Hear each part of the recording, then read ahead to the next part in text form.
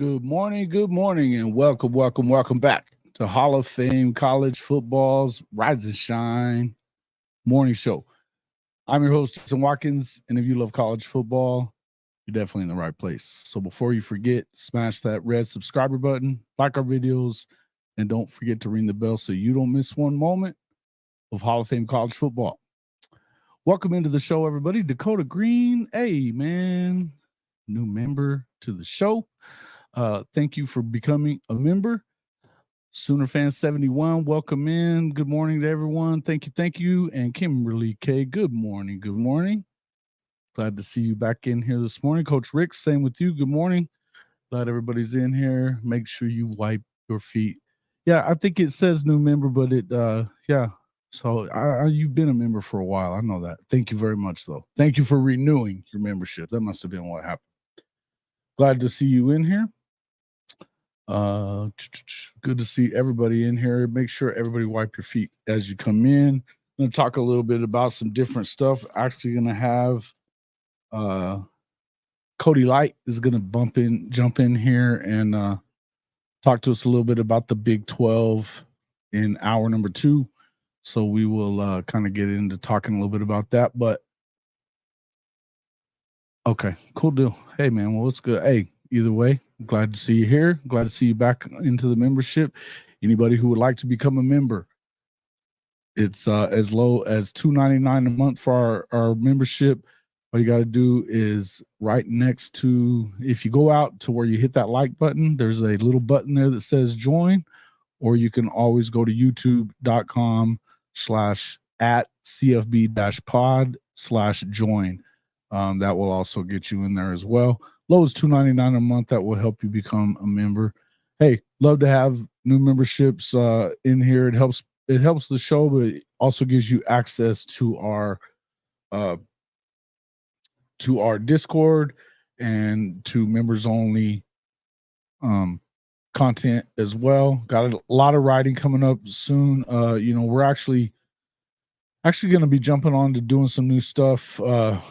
We've got pretty sure we're going to be at SEC Media Days. Myself, the coach, possibly Coach I, and looking to get Coach I to come with us as well, and then Jay from Unfair Sports.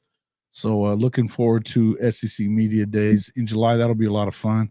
Going to be a lot of stuff going on into it. So excited. Let's go OU Diamond Sports. Sooner Cowboys, welcome into the show, sir. Yeah, man, excited about the Diamond Sports. I was a little disappointed in, look, anytime you lose to Okie Light in anything, it kind of sucks, especially right now with the way that they never shut up. But, and I'm guessing we're probably going to have to hear a little bit of that from Cody Light when he pops in here at, it'll be 11:15 Eastern time, 10:15 Central when he pops in. So, but that's a little over an hour from now. We're going to talk a little bit about the Big 12 in that one. We've got the odds up there as to, Oklahoma State is not the favorite. In fact, they're not the second, third, fourth, fifth, or sixth favorite to win the Big 12, according to CBS, which is coming out of Vegas. So, not surprising there. I'm excited about Women's College World Series. Even though the Sooner women didn't win and it's been for the first time in a long time that they didn't win the conference. They won the conference tournament championship and then kind of rolled through regionals and supers, swept Florida State in the supers. That was, of course, their opponent in the World Series championship when they won their third straight last year. Excited to see, they're going for number 4, and I don't know. I have a hard time believing anybody's going to beat them. They just seem to have that, Sooner magic whenever they get going in it. But I think this is probably the year that it's been the most of a toss-up, I would say. Texas is definitely good. Okie Light's definitely good. That actually beat Oklahoma for the first time in a series in a long time. But you know how I feel about that. That's not going to go down. I feel like this is a good opportunity for the women to get number 4. And, you know, look, they're a lot younger this year. I think that, you know, as far as pitching dominance is concerned, when you lose Jordy Ball, tough, you know. Yes. I would agree. With this, Dakota. But when you lose, you know, Jordy Ball to the transfer portal, she went back to Nebraska after winning it last year.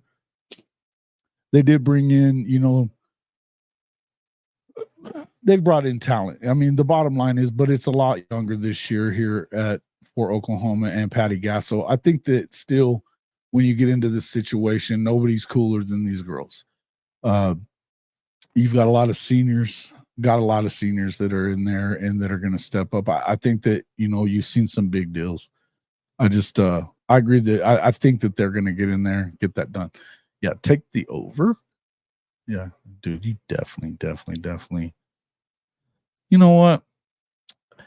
It wouldn't surprise me, but I got to tell you, over the weekend, I kind of let Twitter simmer on its own.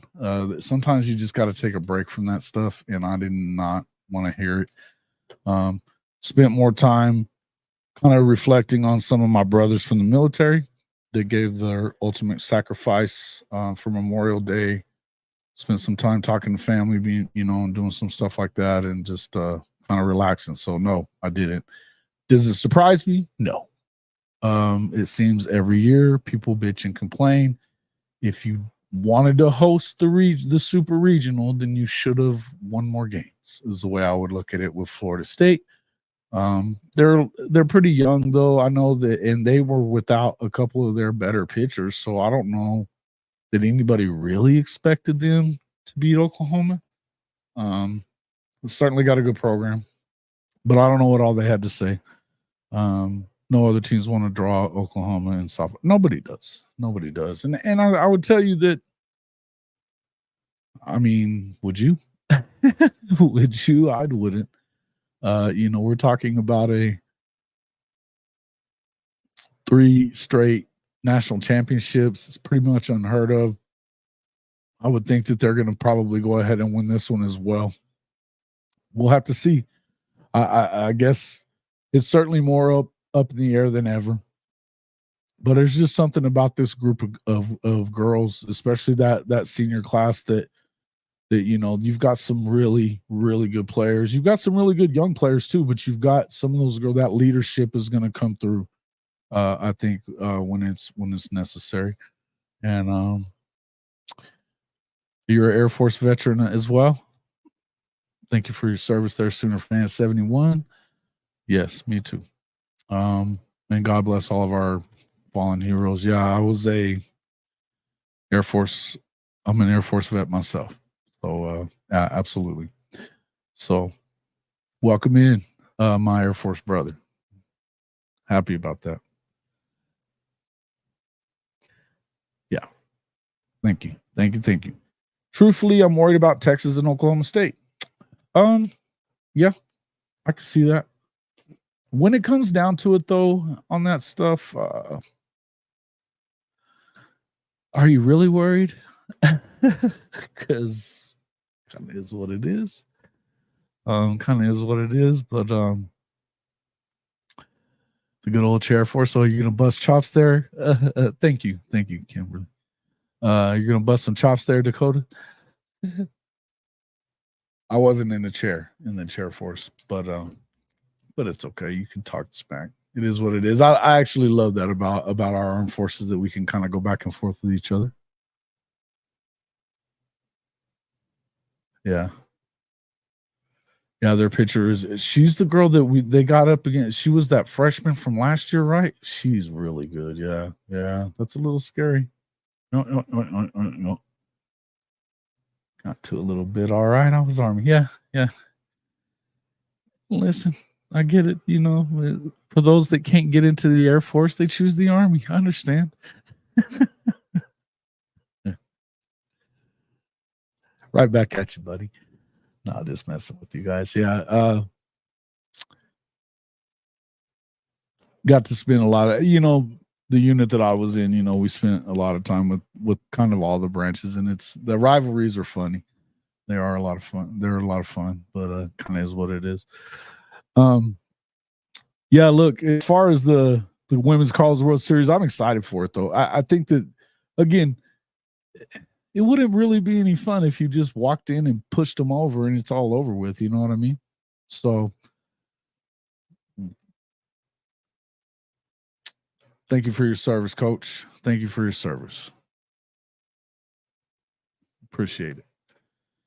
I almost went to the Army to try to fly helicopters. To be a warrant officer, I wanted to do that, but didn't end up working out that way.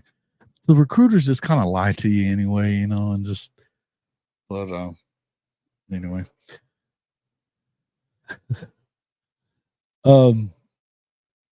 I do think it's definitely, hey, what's up there, Mars James? What's up, my man? Welcome into the show. Thank you for being here. Appreciate everybody for showing up. I'm not sure where everybody else is. A pitcher from Stanford gave us hell in the 2 games we played them last year. Yeah. She's got everything in her bag for sure. I think it all, and there were some times last year you kind of look back to last year, and they were, what did they have? 1 loss, and it was real early in the year.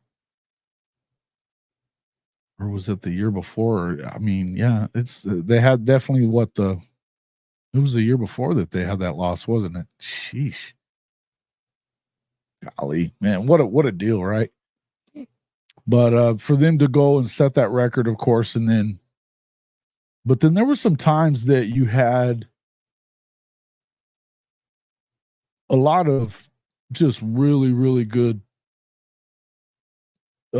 opportunities for them to get beat, and then they would come back and do something. It was a magical year for them, for sure, for them to knock off and get that number 3. So it's pretty good stuff, man.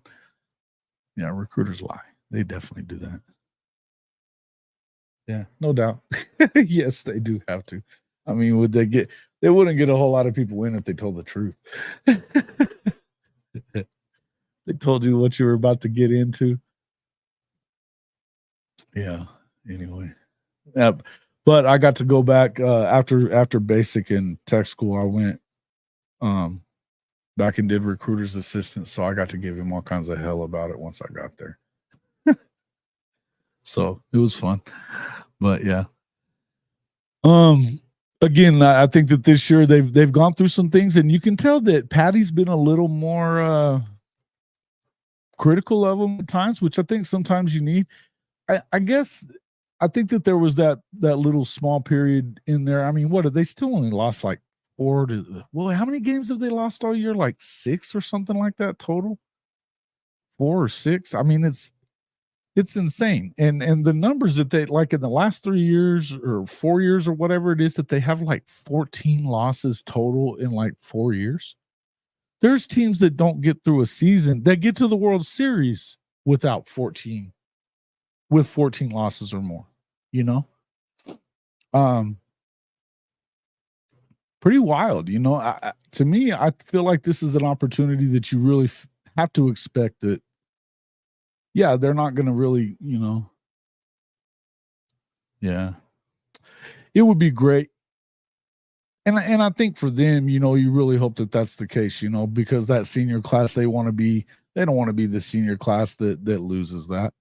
I could just go back to that. I mean, the furthest I can go with that is high school. Is that when we were in high school, our football team won the state championship. Because we were only in high school, sophomore, junior, senior year. We were freshmen at the junior high. So, but all 3 years I was in high school, we won state. So those senior classes, it's important for you to uphold that. The year after I graduated, they didn't win it.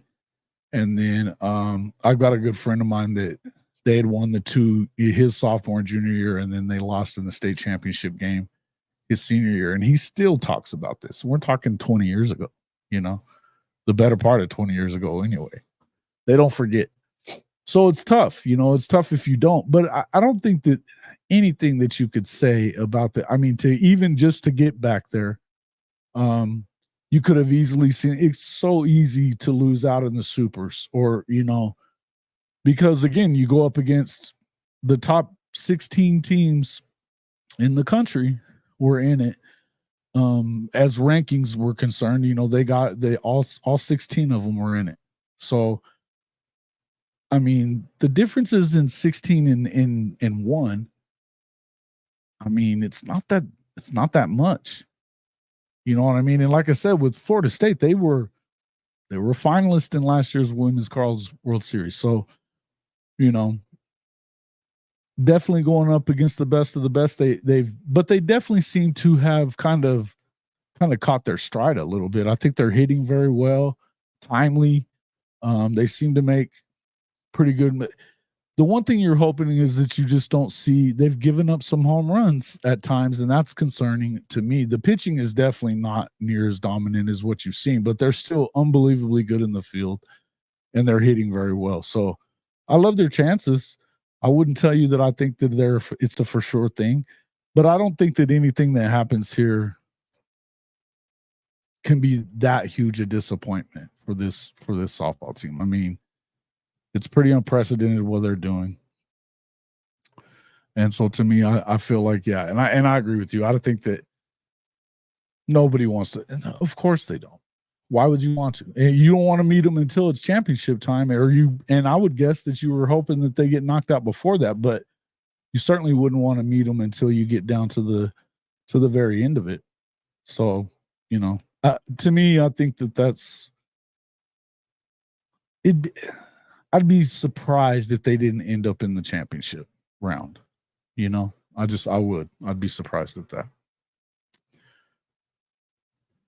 Yeah. Yeah, and I think that's kind of what it was, right? Could be bedlam for the title. Yeah, well, the Oklahoma definitely owes them one after after getting beat at their own ballpark in that series, losing 2 out of 3. So, it is what it is. But the thing is Okie Light still finished behind them in the standings, and then I don't know how much I believe in Texas either. I mean, they should have, honestly, A&M let them off the hook, didn't they? Good grief. They had them. They had them in the first 2 games. They had them. So for them to not, yeah. I don't know. I think that they definitely, and their coach, I mean, that guy's such a douchebag too, isn't he? The coach yelling at that girl and they're pointing at the base. That's the only, I mean, you guys let me know what you think. I've never seen, the only thing that tells me that you're sending them home is, you're doing that, and he was pointing at the base, and then he screams at that girl about not doing it. Yeah, Texas A&M choked, no doubt. Red River for the title. What's up, Hankster? Good to see you, man. Yeah, they choked. They did. Does it surprise you? Get in the game against freaking Texas and which is what you would expect Texas and Okie Light to do if they get up against OU too. So that's my expectations.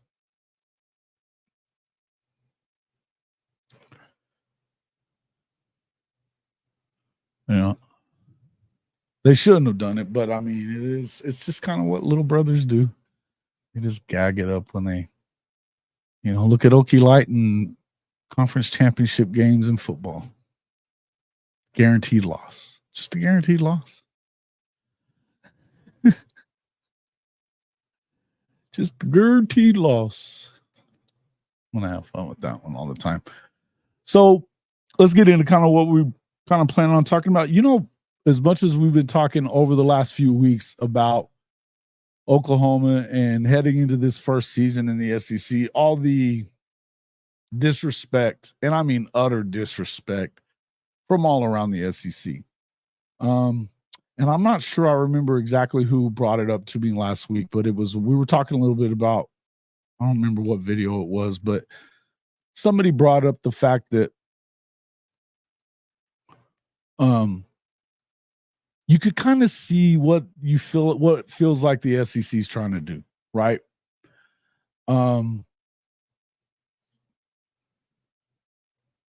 Yeah, I'm with you there, Hank. Yeah, the choke factor is real. Absolutely. Mm-hmm. Yeah, 6 inches, 1 inch, whatever it was short enough. What they fail to remember about that one though, Brisket, is that they don't ever talk about this part. They also threw like 4 interceptions in that game. So they should have blown Baylor out. That was a total gag job. 6 inches or not, or an inch. I don't care what it was. Gag job. Period. Anyway, getting back to OU, talking SEC. Now, obviously, to me, I think that when you start looking at it and you take into consideration the schedule, which, yeah, the schedule is definitely a damn sight tougher than Texas. And then people are taking into consideration, they continue to say that Texas is so much better off and in a better position to win right away in the league. I think that's silly talk, crazy talk. I mean, I've told you guys that in the past. There's so many things, and they're overlooking all those things. With Oklahoma, they're clinging on to little things reasons to believe that OU isn't going to get it done.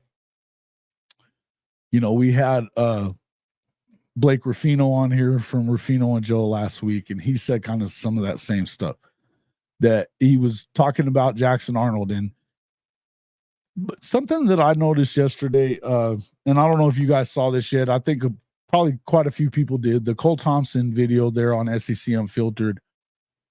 He's kind of coming around to Oklahoma, said he would die on that hill of OU being a contender right away, and outlined a lot of reasons why. Kind of the same stuff I've been saying on this show. A lot of us have been saying as far as Oklahoma creators are concerned. We've all been kind of saying it.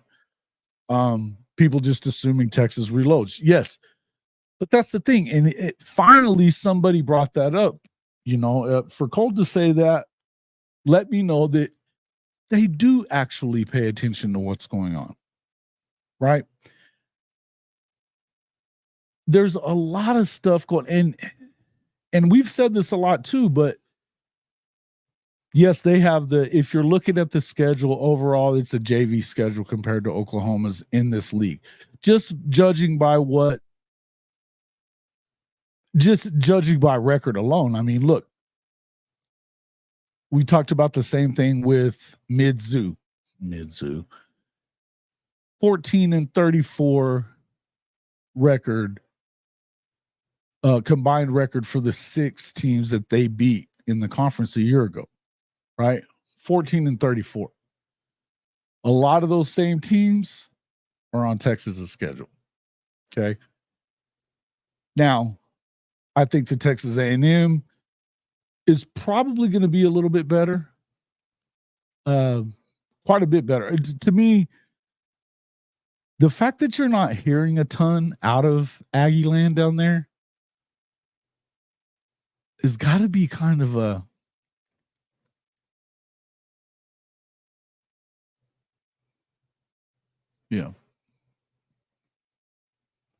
that's kind of what's happening, Zofix. That's kind of what's happening. But when you kind of look at it, yes, Texas is playing Arkansas.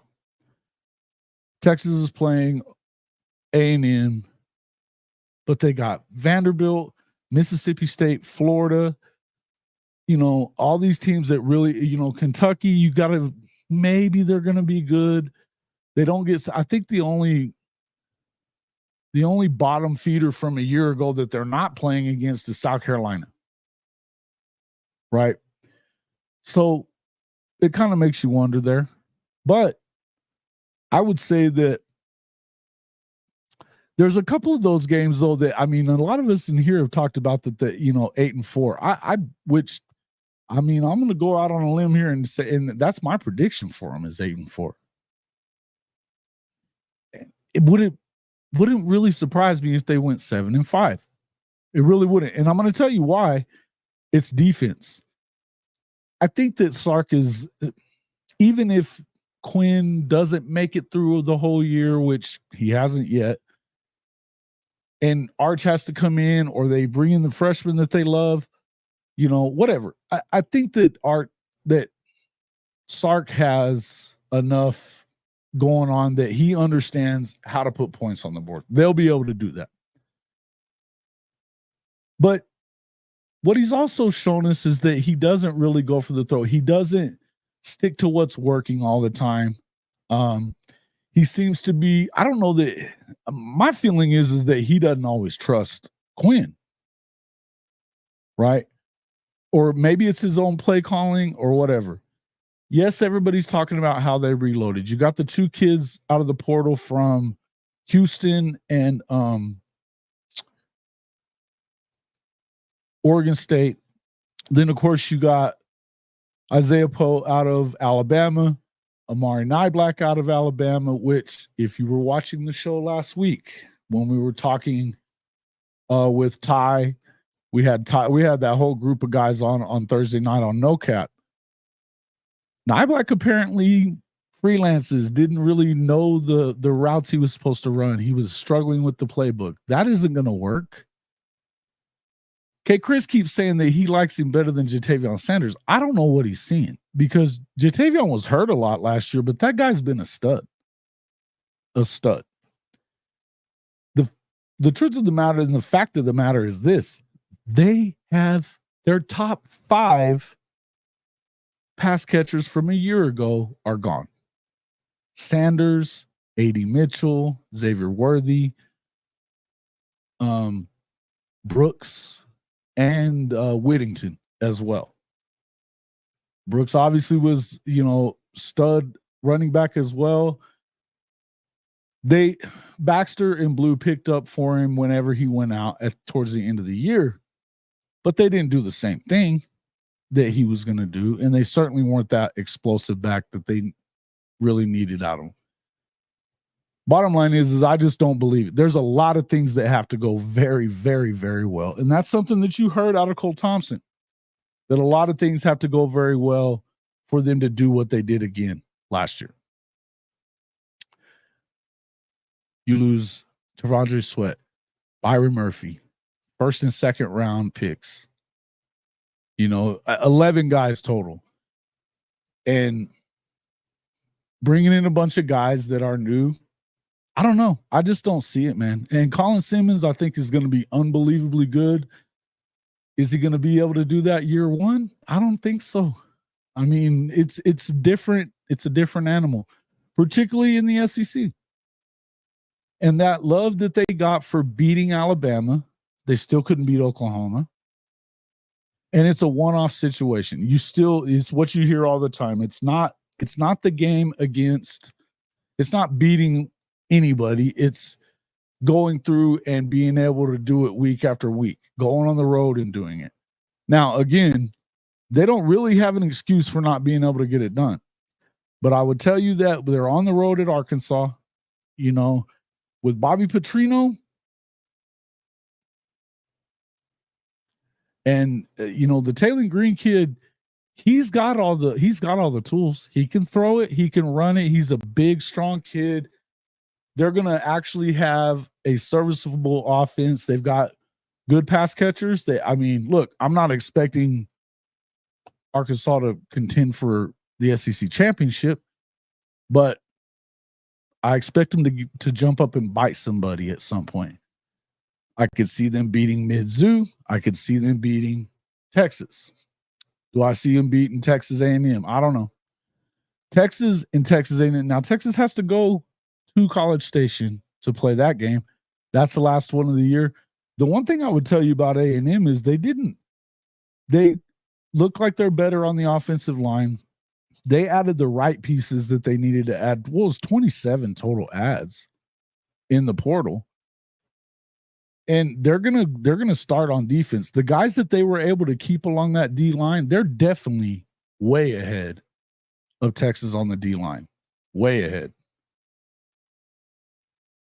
I think that, plus you lost Bo Davis.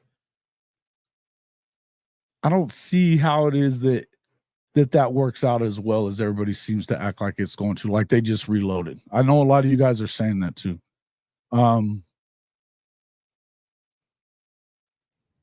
Let's see. Yeah. It's if Texas reloads, then why the hell did they have to portal in all the skill players? Right. And I mean, listen, the one guy they got, Jonte Cook, is coming back. He's the one returning receiver that caught a ball from Quinn last year. That's it. He had 13 catches on the season. What was it, like under 200 yards or something like that? It was not much. Oklahoma has, well, aside from Burks, they've got a lot of production coming back. A lot. It's like 2,500 yards of production besides Burks. If you add Burks' production in, then it's like over 3,000. Even if you add in the guys that they have brought in through the portal at Texas, they're not close to production-wise to what Oklahoma has coming back. That wide receiver room at OU is underrated and overlooked. They didn't have them in the top 10 at all. It's unbelievable to me that they didn't. Thankfully, they did have them in the top 10 in the receivers. I was thinking defensively, which is enough. But they did have them in the top 10 in the receivers. They had them in the top 2, I believe, in running backs, which that's the thing. You start seeing these things, but then you hear people saying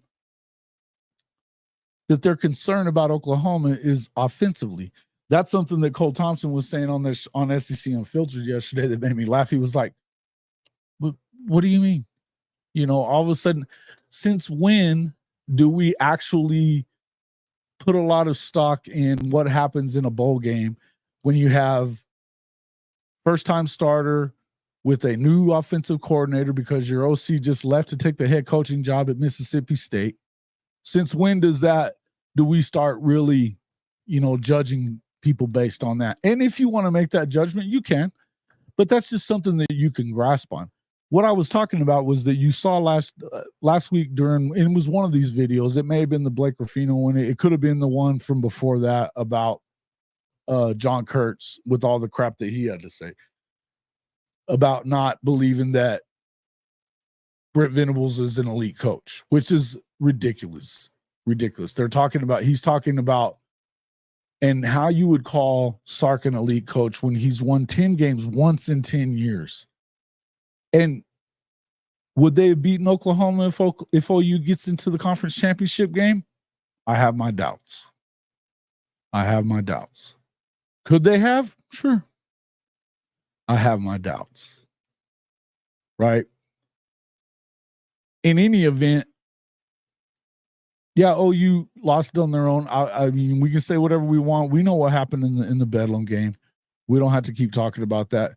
And people talk about Kansas all they want to. Kansas is probably, to me, I believe that they're certainly, they're the number 3 odds-on team to get to to win the conference championship 1 year after that. If Jalen Daniels stays healthy, how's anybody going to beat them? Because he's certainly the most electric player in the Big 12 now, without a doubt. You got to be in the game, but I believe that. Okay, I absolutely believe that.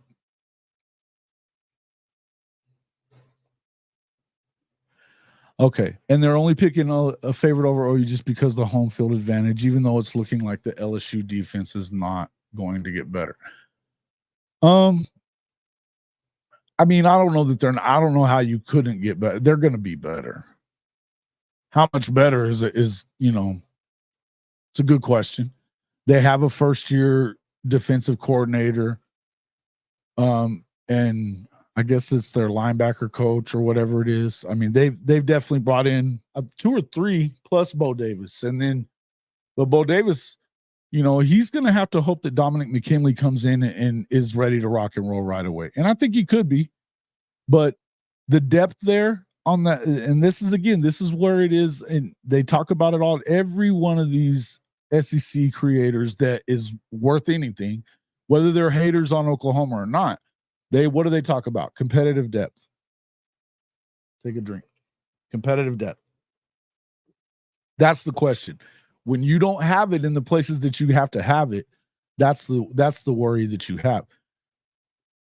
A lot of people want to talk. And the other thing that they try to, the question is the offensive line. Okay. What question do you got? Because with Bill Bedenbaugh, they did very well in the portal. They got the best center available in the portal. I think that guard-wise, they're in great shape. And I think Michael Tarquin looked very good playing left tackle.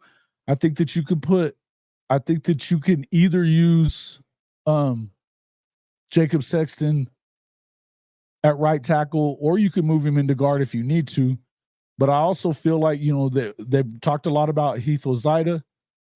He looked really good. I still think that what's his name? Joshua Bates, even though he's probably not going to be playing center, why wouldn't you he started to look very, very good at the end of spring. Everybody's talking about that. The linemen themselves. The depth is definitely there. There's competitive depth there. They're new starters. So it's fair to question it. But I don't have a big question when you start talking about Bill Bedenbaugh. All you got to do is look at offensive linemen throughout the NFL, then tell me how much you worry. People talk about the guys that he doesn't get in recruiting. Well, chances are, it sounded to me like he got a very good chance at getting a 2026 5-star that's already 340 freaking pounds, 6'7". He's still in for Haywood. He's still in on Fasusi. Everybody that thinks that Fasusi's a lock for Texas or Texas A&M, I think they're out of their damn mind.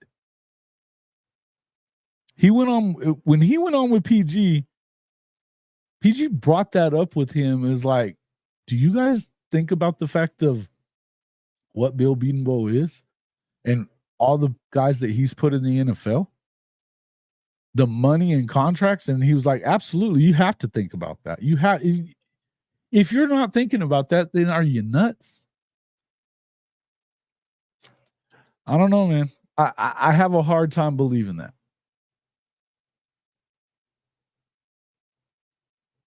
Absolutely.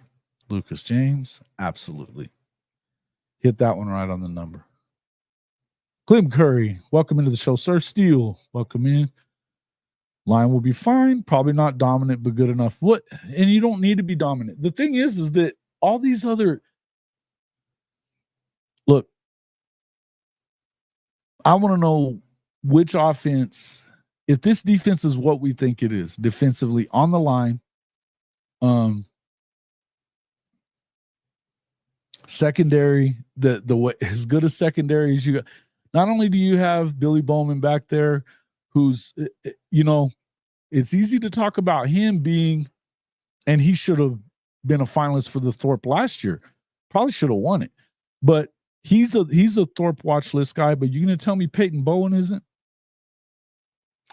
Because the dude didn't do anything but show us that if he's in, he's making plays. So you have maybe the best two player tandem at safety in the country. I don't care what they ranked them, but I think those rankings were so far off the grid with on 3 that they're out of their damn mind. I'll take our safeties all day long. Would you love to have Caleb Downs? Duh. Would you love to have the kid at Georgia?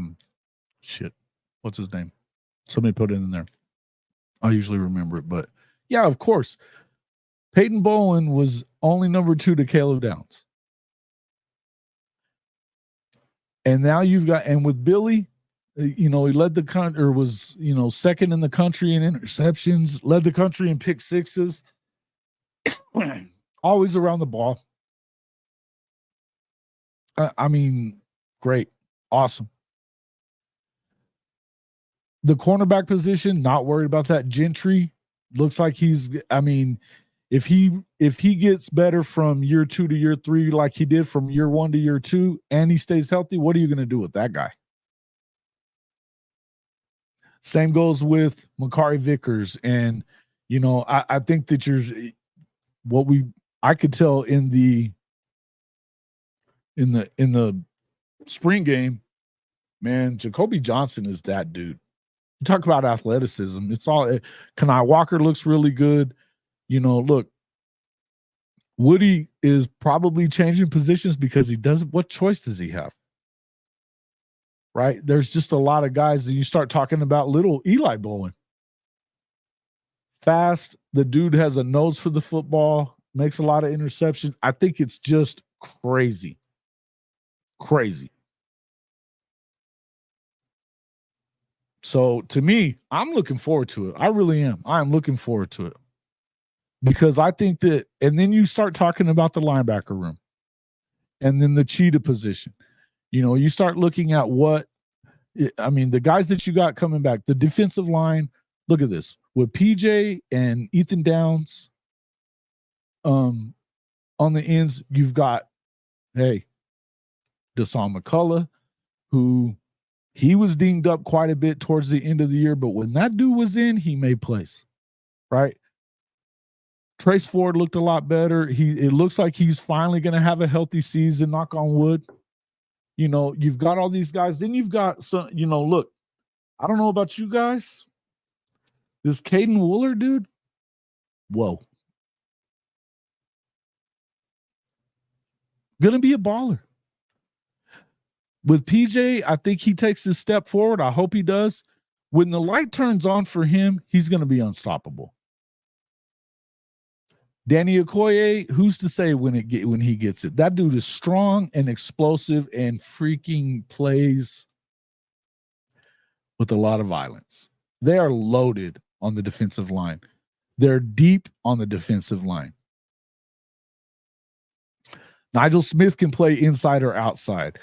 We already talked. I mean, you know, as much as is a great pickup to go and get Dominic Williams. Awesome pickup, right? DJ Terry, another big-time player there. Jaden Jackson and Stoney. Those guys are bound and determined to make their mark as freshmen. Is it great that they don't have to be the leaders? Yes. They're deep, though. 6 and 7 guys deep that can be in this rotation. I feel like G-Baby probably comes. The things that you've seen out of him, the hope is that, you know, consistency is what you get out of him. But now he's put on the weight that you needed him to put on. His motor is damn sure there. I'm excited about him. And again, you start talking about, you know, Devon Sears looked really good all throughout the spring. Big guy.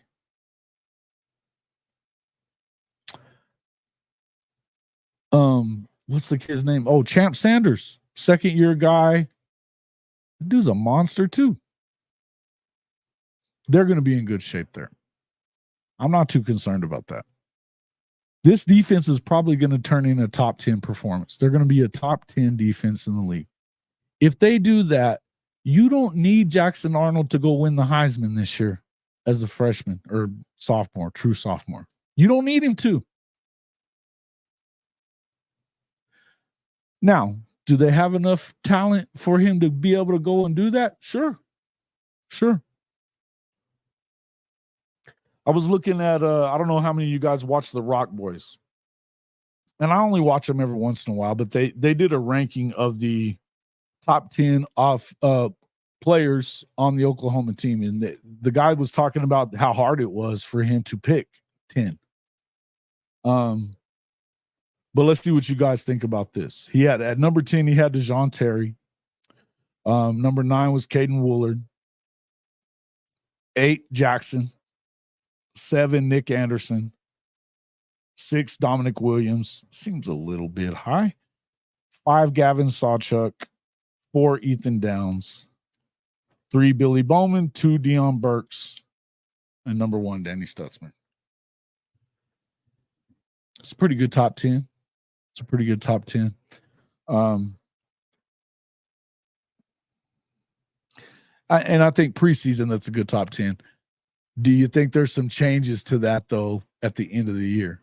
Does it end up that way that all these same guys are on their top 10 at the end of the year? Or do you think some of these other guys kind of step in? Let me go back to what you guys are talking about. I feel like the SEC talking heads are missing the fact that OU has competitive depth at the most critical positions, secondary, both DB and safety, corner and safety, yeah, defensive line, linebacker, wide receiver, quarterback, and running back. Yep, they do. The running back, my concern about the running back is my concern with, and listen, I know a lot of people, and I'm not, first off, shout out to Tawi Walker. Loved that he put out that video last week talking about what happened. I was kind of surprised, but he did say that he loves, that he's a big fan and just loves DeMarco. So he wasn't really bashing DeMarco, except for he did say, and I think a lot of us have said it too, is that rotation there was something off about the running back rotation last year. He certainly believed so. I think most of us would have to agree with that as well. To me, Javonte Barnes was in the game way too much for him supposedly being hurt the way that he was all year. Why was he in at those times? That Oklahoma State game, you may not have had to worry about the officials if you go down there and score right after Sawchuk gets that long run, then you do a direct snap to a guy who hadn't been in the football game in over a month and supposedly was still hurt. Why isn't Tawi in there at that time? Why isn't, hell, I don't care who, just not Javonte. Why not go back to Sawchuk? Something was up there. My concern there is that I want the best guy in and not waiting until the end of the year. And it seems like there was just a lot of uneven stuff. And I'm not hating on, listen, I love DeMarco Murray as much as the next guy. Believe that. But it's a little worrisome. I'll tell you another thing. Caleb Hicks is definitely, I think right now, if you're looking at it, you got to be looking at Sawchuk 1, Hicks 2 to me. But I would not be surprised when Taylor Tatum gets there. He's a different dude. A different dude. He's big. He's fast. I think they can use him in a lot of ways. And I would tell you that guy is not going to be on the bench, and he ain't redshirting. I don't care how deep it is in that running back room. And you got to use him. Because I think he probably immediately comes in and is one of the best players on the team, period. He's just that kind of athlete.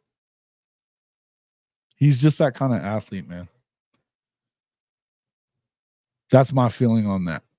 So I hope that we see, I hope we see DeMarco take a step forward with that as well. But I agree. I think that right now the offensive line is the only position that you should worry about. But I don't worry about it much. I just think it's a matter of, it's a new line. Like I said, I don't think it's a bad line. It's a new line. I don't put near as much stock in stars when it comes to offensive linemen. I think it's all well and good. I want them to see them get Fasusi, Haywood, whatever. I think that, Ryan Foji continues to climb the ladder in these rankings. When they first signed the guy or first got the commitment from him, he was in the 400s.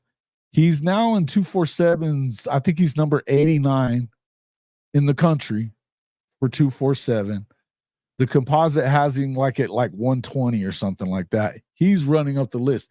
He goes out and has a really good senior season. He's liable to be at worst top 50. And I think he could end up being a 5-star. But as you look at it right now with Haywood, and I think that you get at least one of those guys, Fasusi or Haywood. And then who's that guy that's looks like a Kansas guy or something like that, another dude? They're going to get one of those dudes, right? They're going to get one of those dudes. They missed out on the kid that went to Tennessee that's living in Oklahoma. He's not an Oklahoma kid. So people that were worried about that, look, if they weren't offering him the kind of money that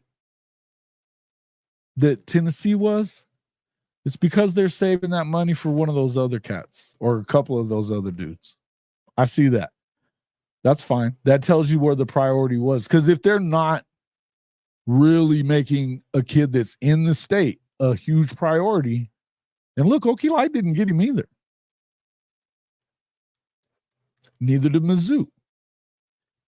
To me, it tells you, though, that they're definitely in on these other guys. And after, like I said, I saw what Fasusi said on PG's show. I trust and believe that that's who you're going to end up getting. One of those guys. Haywood is still pretty much, a lot of people have him crystal balled here. I know that Alabama's in on him as well. That's understandable. Look, could you not get either of them? Possibly. Am I worried about it? No. No.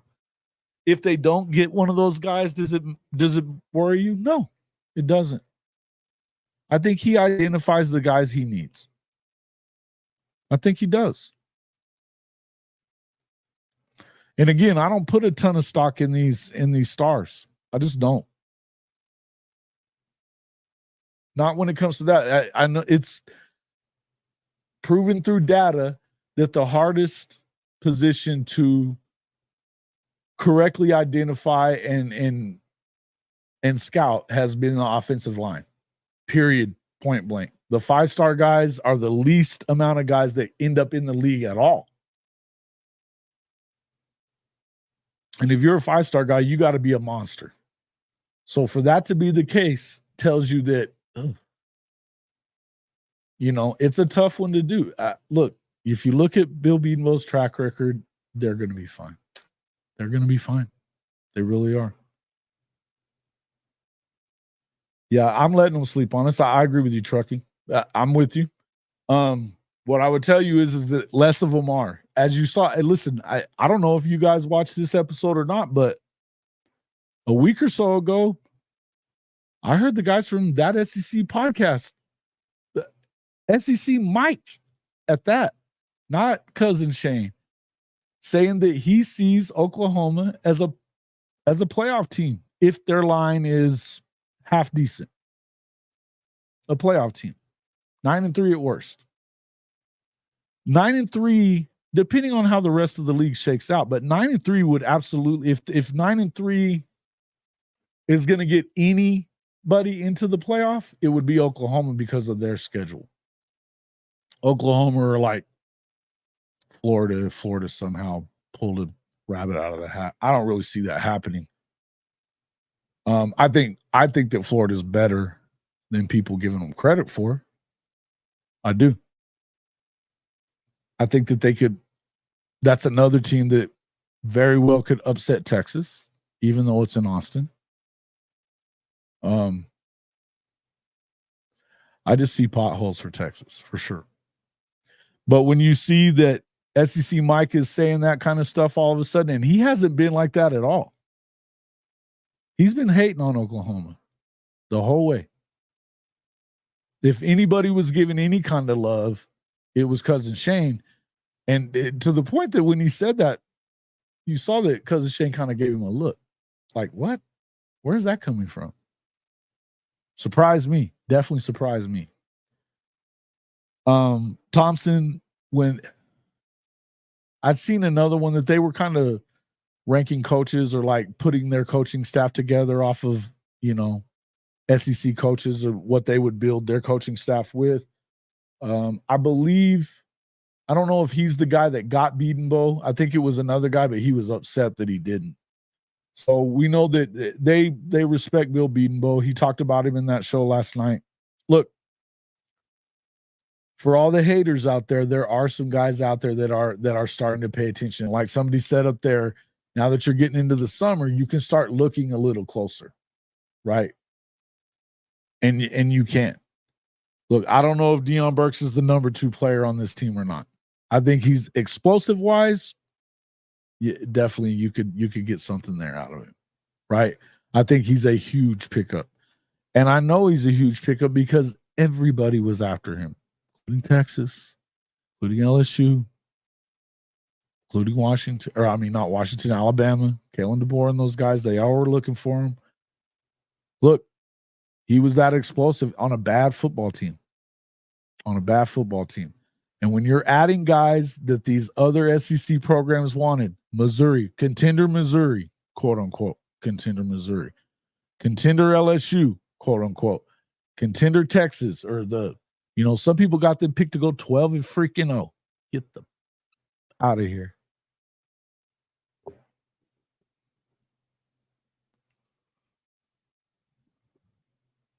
The brand has finally returned. F*** your brand.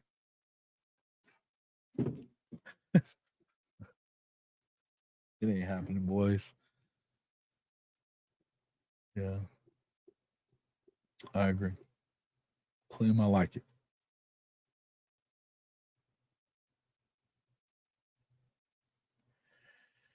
Yeah, I the more I've looked at the schedule, and we talked a lot about it before, I think that first SEC game is a bitch. They probably have the best defensive player in the country at Tennessee. Their defensive line depth is very, very good. I don't know, offensive line wise, I know that they're replacing some guys as well. Their receivers, I mean, look, we're going to have to wait and see how Nico performs because, Coach I was talking about it before. They didn't really have the same kind of receivers last year for him. And plus they had, the quarterback they had wasn't the guy. Yeah, I don't care how far he can throw it. He couldn't hit. He couldn't hit the broadside of a barn. Shotty always talks about, you knock your drink out of your hand sitting in the stands. So, but I like what Josh has done there. I think it could be. It's a good thing that they're playing them at home, I think. And I don't know that it matters which. I mean, you want to win your home games because you only have a few of them. But I would tell you that even if you lose that game, that to me, that's probably a game that I'm starting to look at and think that may be a tougher win than some of the other ones that we've been talking about. I don't believe in Missouri. And the more you're starting to look at LSU, we're going to have to wait and see. I think somebody was in here talking about what do you believe about them is we're going to have to kind of wait and see, right? With LSU, they don't have any depth. They watch their creators. They talk about it often. They're concerned about their defensive line, very concerned. They lost a lot on offense. Do I concern myself with them on? No, I think their offense will be very good. I think that Nussmeier is fine. I know that they have a freaking receiver factory. Look, Caden Durham's a stud too. I don't really see, and they have one of the better offensive lines in the country. That's point blank, period. They absolutely do. So I'm not counting out LSU. I know a lot of people are. If things don't go well, though, could you see them kind of being, by the time Oklahoma gets to them, could you kind of see them quitting on BK? I think BK's full of shit. Not for nothing, I do. A lot of people that have been talking lately about that he wasn't saying the wrong thing and stuff. I don't agree with that. Because we know damn good and well that LSU buys football players. We know that. They've done it this freaking cycle.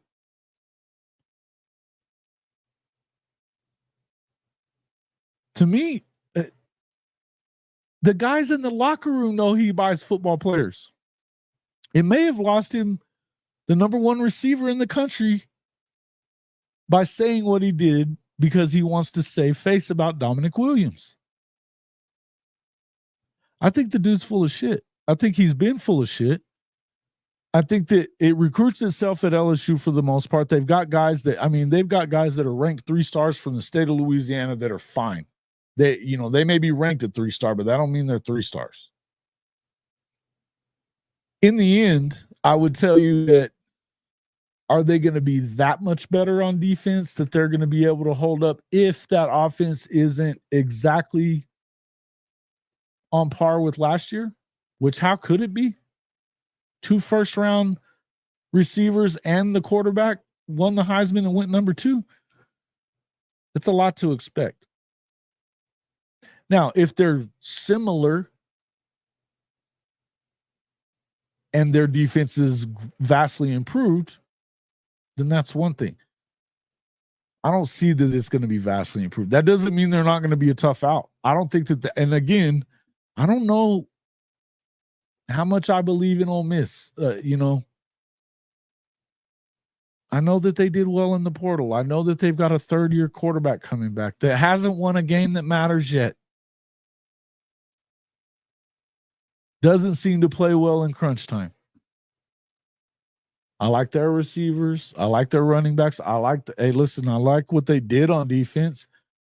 But listen, I mean, talk to those Alabama guys about 3rd and Golding.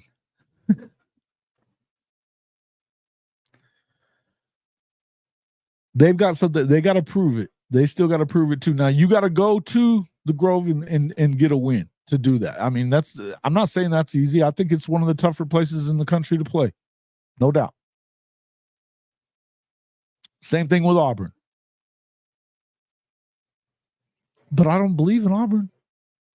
I know a lot of people are starting to think, but Peyton Thorne, I don't care how good that receiver is that they brought in. He's going to be the best in Auburn history, according to everybody around there. Okay, good. You don't have a quarterback to throw to the guy. He going to throw and catch the ball? Alabama at home, look, I'm not going to be the guy that doubts Alabama. Not me. Not me. Not me.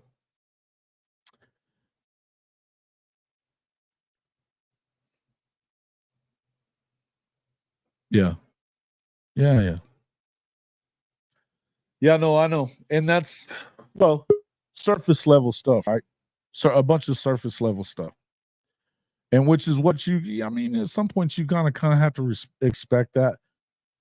But it's funny though that these narratives, it just goes to show you how little some of these guys pay attention. It really does. That's why the guys that are good, the guys that know their shit, because they're the guys that are actually doing that. All right, guys, it looks like we got him in a little early.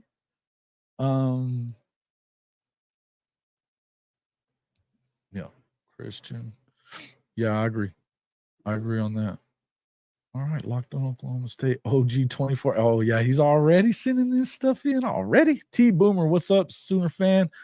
Guys, before I bring in our guest, wanted to take a moment to shout out our partners at Hall of Fame College Football, Mint Mobile. Look, guys, stop overpaying for your wireless service and sticking with big wireless. Mint Mobile has been partially bought by T-Mobile. They're on the nation's largest 5G network. You can get the first 3 months of unlimited talk, text, and data for $45. Unlimited talk, text, and data. It also, they've got a new promotion out right now. If you go through trymintmobile.com/HOF, you can also get 6 months of Paramount Plus Essential Plan included in the package with your unlimited talk, text, and data. Guys, even after that first 3 months, you can get your service unlimited talk, text, and data for $30 a month instead of $15. The first 3 months is at $15 a month. It's worth giving it a shot. If you are a little concerned about whether or not the service is going to be good enough, do what I did and give it a shot. While you keep your other phone service, you can keep it on the same line using their digital eSIM card. It's worth doing it. Guys, they're adding in that 6 months of Paramount Plus for you folks that are Yellowstone fans or whatever. Make sure you jump in there. Check it out. trymintmobile.com/HOF. They're great sponsors of the program. Go in there and check it out. I mean, it's worth it for $45 to find out whether or not you could be saving that kind of money month after month after month, right?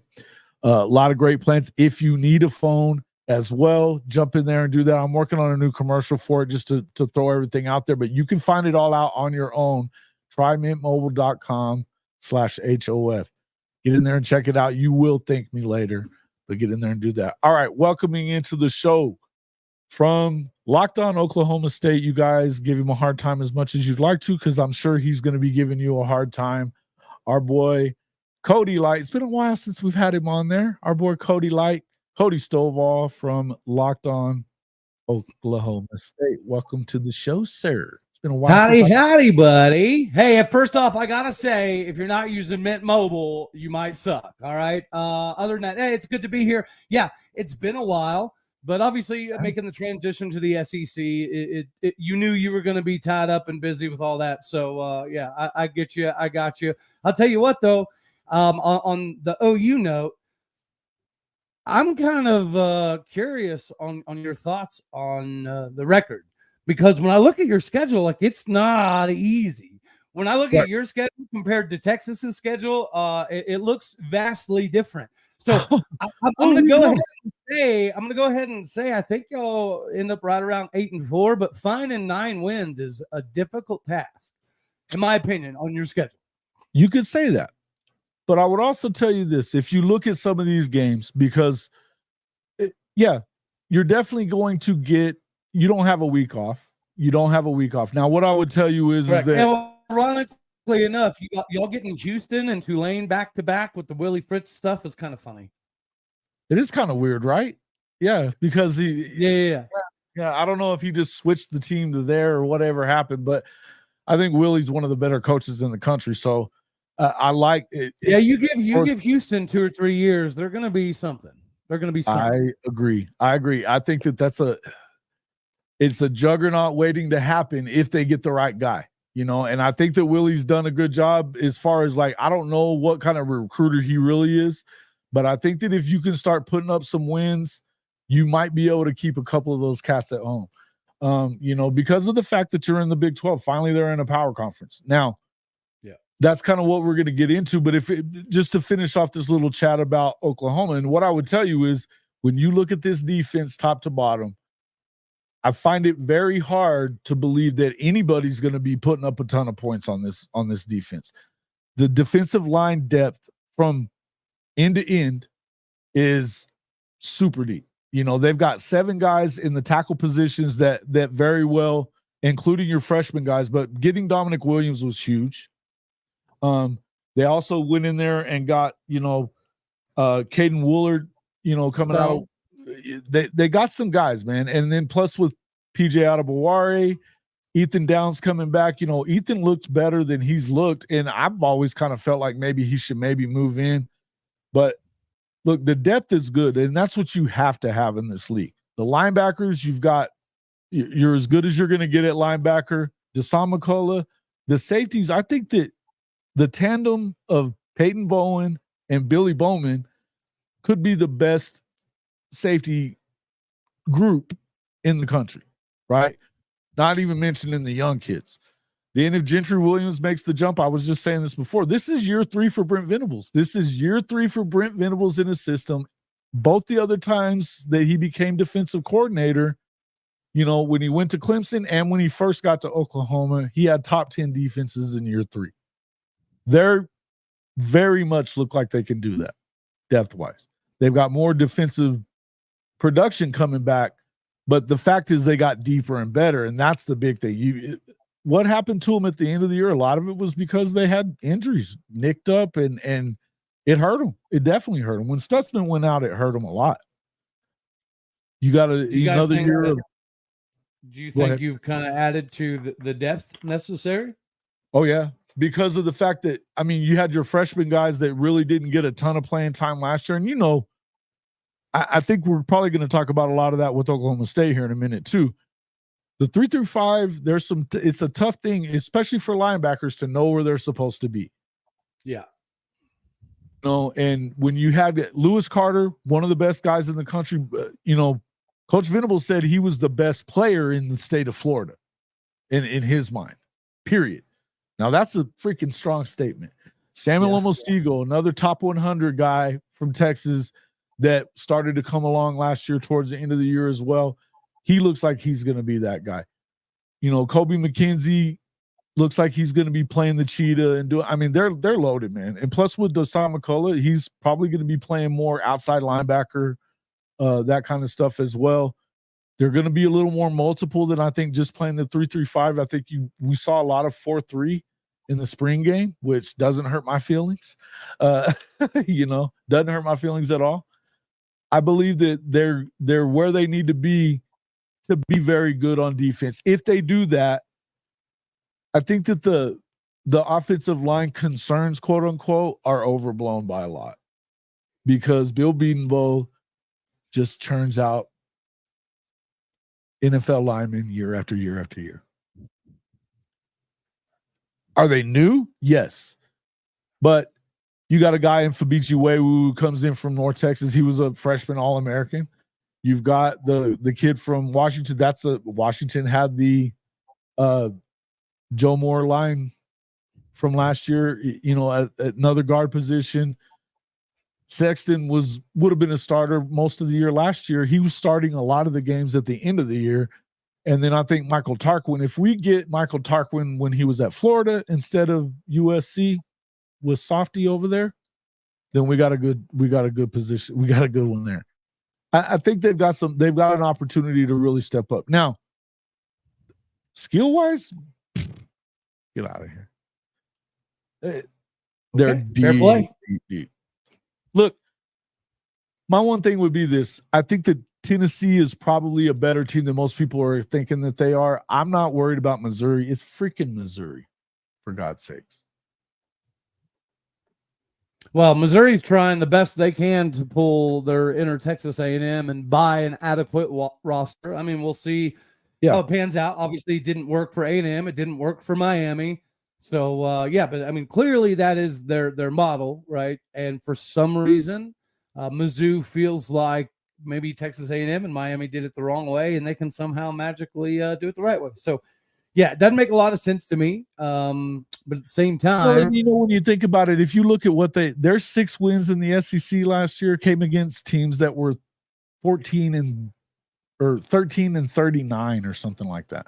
13 and 39 in conference. Well, there's always going to be a benefit to being in the East as opposed to the West, but now that's so no longer a thing. So that'll be fun to see. But they also got a pretty light schedule as well this year. I think that I definitely think that they built this thing up for Oklahoma to have a tougher road of it. There's a lot of belief in Texas, which I agree that they definitely have a lighter schedule. They also have to have a lot of things go well for them. They lost 11 guys to the draft. They lost Sweat and Murphy off that defensive line. They didn't get the guys that Oklahoma was able to get, whether it be in recruiting or in the portal. They were in on Dominic Williams as well. LSU did the same thing, but look, their secondary was god-awful last year, and they had better linebackers, and they had a really good defensive line. You're young there and unproven. A lot of things have to go well for Texas to do what they did a year ago. Not to mention the fact that, look, Arkansas, and you're going to get to find out what Arkansas is about early on. With Taylor Green and now Bobby Petrino there, that's not the same Arkansas football team that we saw a year ago. It's not. I mean, they may not. I'm not saying they're going to go and contend for the SEC, but they could reach up and bite Texas on the ass. Texas A&M, look, Mike Elko was a real deal coach. Mike Elko was winning at Duke, for God's sakes. I can see them beating Texas. I don't think that Oklahoma loses to them. I don't think they beat Georgia, even though they were at home. I don't see it happening. I just think a lot of things have to go very, very well for Texas to still be that good. How many times you lose 11 guys to the NFL draft, your 5 top pass catchers, your best running back, and you're still that good next year? They just reload that well? Come on, man. It's Sark. Well, I think offensively, Texas will be fine. I think there is going to be some question marks for them defensively, obviously. So we will see. Well, but are they going to be as good as they were with Worthy, A.D. Mitchell, Jonathan Brooks, and Jatavion Sanders? I don't think so.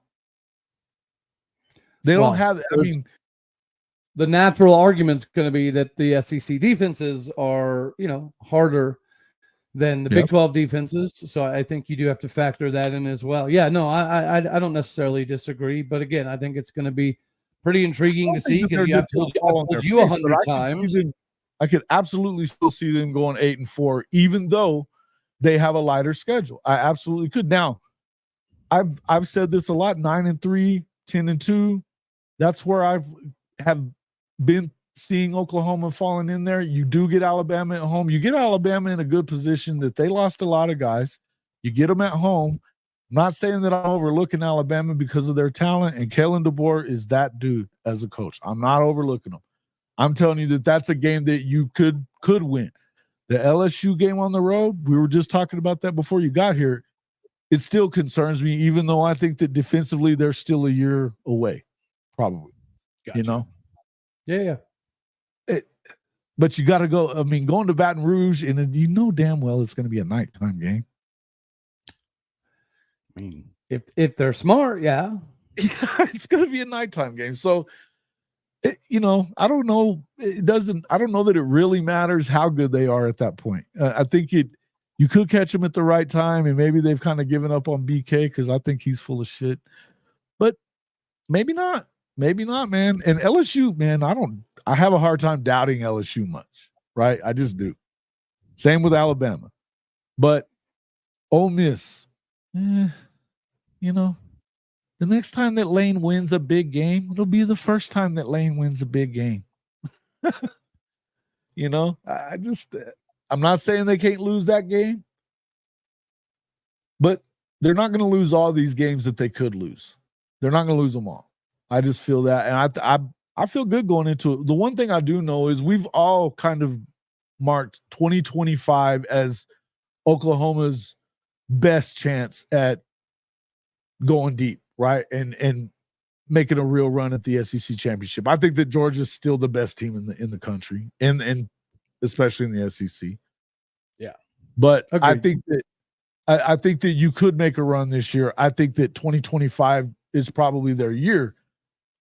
But I wouldn't be that surprised if they made a big run at it this year, too. And one thing we will know is they will be battle tested, and that's not a bad thing. That's not a bad thing. You're going to know what you need to do by year 2 for sure. So we'll see. Let's talk about the Big 12, though, man. I'm glad to get you on here because, brother, I don't know who the hell to pick.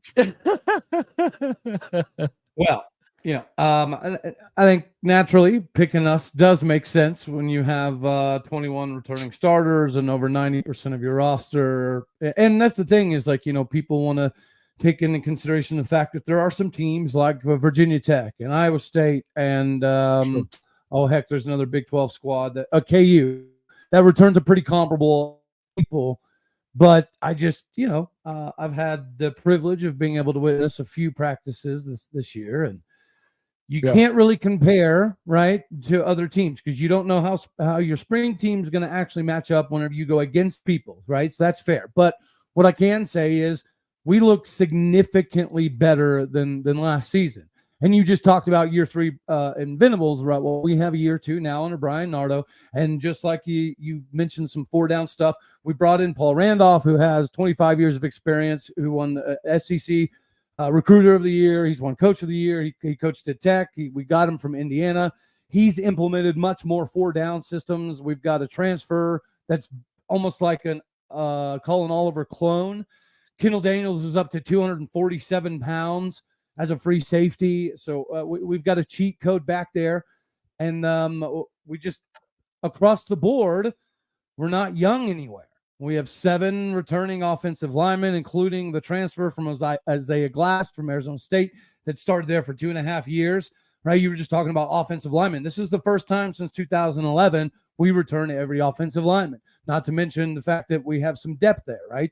We've heard Gundy mention the fact that this is probably the first time and around that time frame that we can go with a backup all across the board at O-line and not have a drop-off, which is going to take some of the workload off of Ollie Gordon, right? That's been an emphasis, which was why we got Draymond Holland out of Indiana, who was their leading rusher last season. because of the injury to Arkansas transfer who had 953 yards, A.J. Green. We are going to be able to kind of implement a little bit more there. Alan Bowman looks a little bit more developed, and I honestly did not think, and I've told you this, I didn't think that somebody in year 7 could actually develop a little bit more pocket awareness, but it does appear as though that's the case. Now, when a blitz gets through, he still does his crawdaddy Bowman bull honky, but the rest of the time he looks good. Garrett Rangel looks significantly better. He spent the offseason working out with some of the best in the game, right? He got to do some lessons this offseason with Dak Prescott and Jalen Tolbert and some of the Dallas Cowboys guys. So, we look good, and we have depth. The biggest concern, I think, is going to be cornerback, because that may be one of the few positions we don't have an exorbitant amount of depth. Safety, we're loaded. Linebacker, right, we returned Nick Martin, and then now you've got Justin Wright coming back after his 220-some-odd tackles that he brings over from Tulsa. Started last year, got injured early. He's 100% healthy. Everyone says he's bigger, stronger, faster, and he feels that way as well. It's gonna be a good year, man. I've got us at 10 wins, and even if you think that 10 wins is a stretch, it's very safe to say that you can hammer the over on the 7.5 figure, right? Because even when Gundy is not good, like 2 years ago, going under 7 wins in Stillwater it hasn't happened since 2005, and I don't see it happening this year. I mean, even if we get down multiple quarterbacks, we still have so much returning talent, and you're talking like 30 some odd seniors, but. So this is a veteran team, probably the most veteran team that Gundy's ever had. So the accountability in the locker room thus far sorts itself out, right? 2 years ago, that wasn't the case. There was a lot of friction in the locker room. There was a lot of minor issues that boiled up. And then that carried into last season until Gundy got off his ass. It did. We had to have a come to Jesus meeting, and that come to Jesus meeting was South Alabama. So it's one of those few times, right? You do hear about sometimes somebody needed a loss to kind of, re-solidify themselves as a team.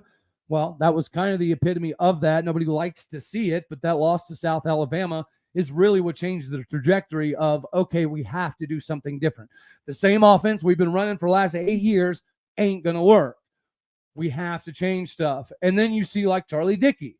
He's a power guy. That was a power guy at K-State. That's, arguably one of the greatest O-line coaches in K-State history, because their style was simple.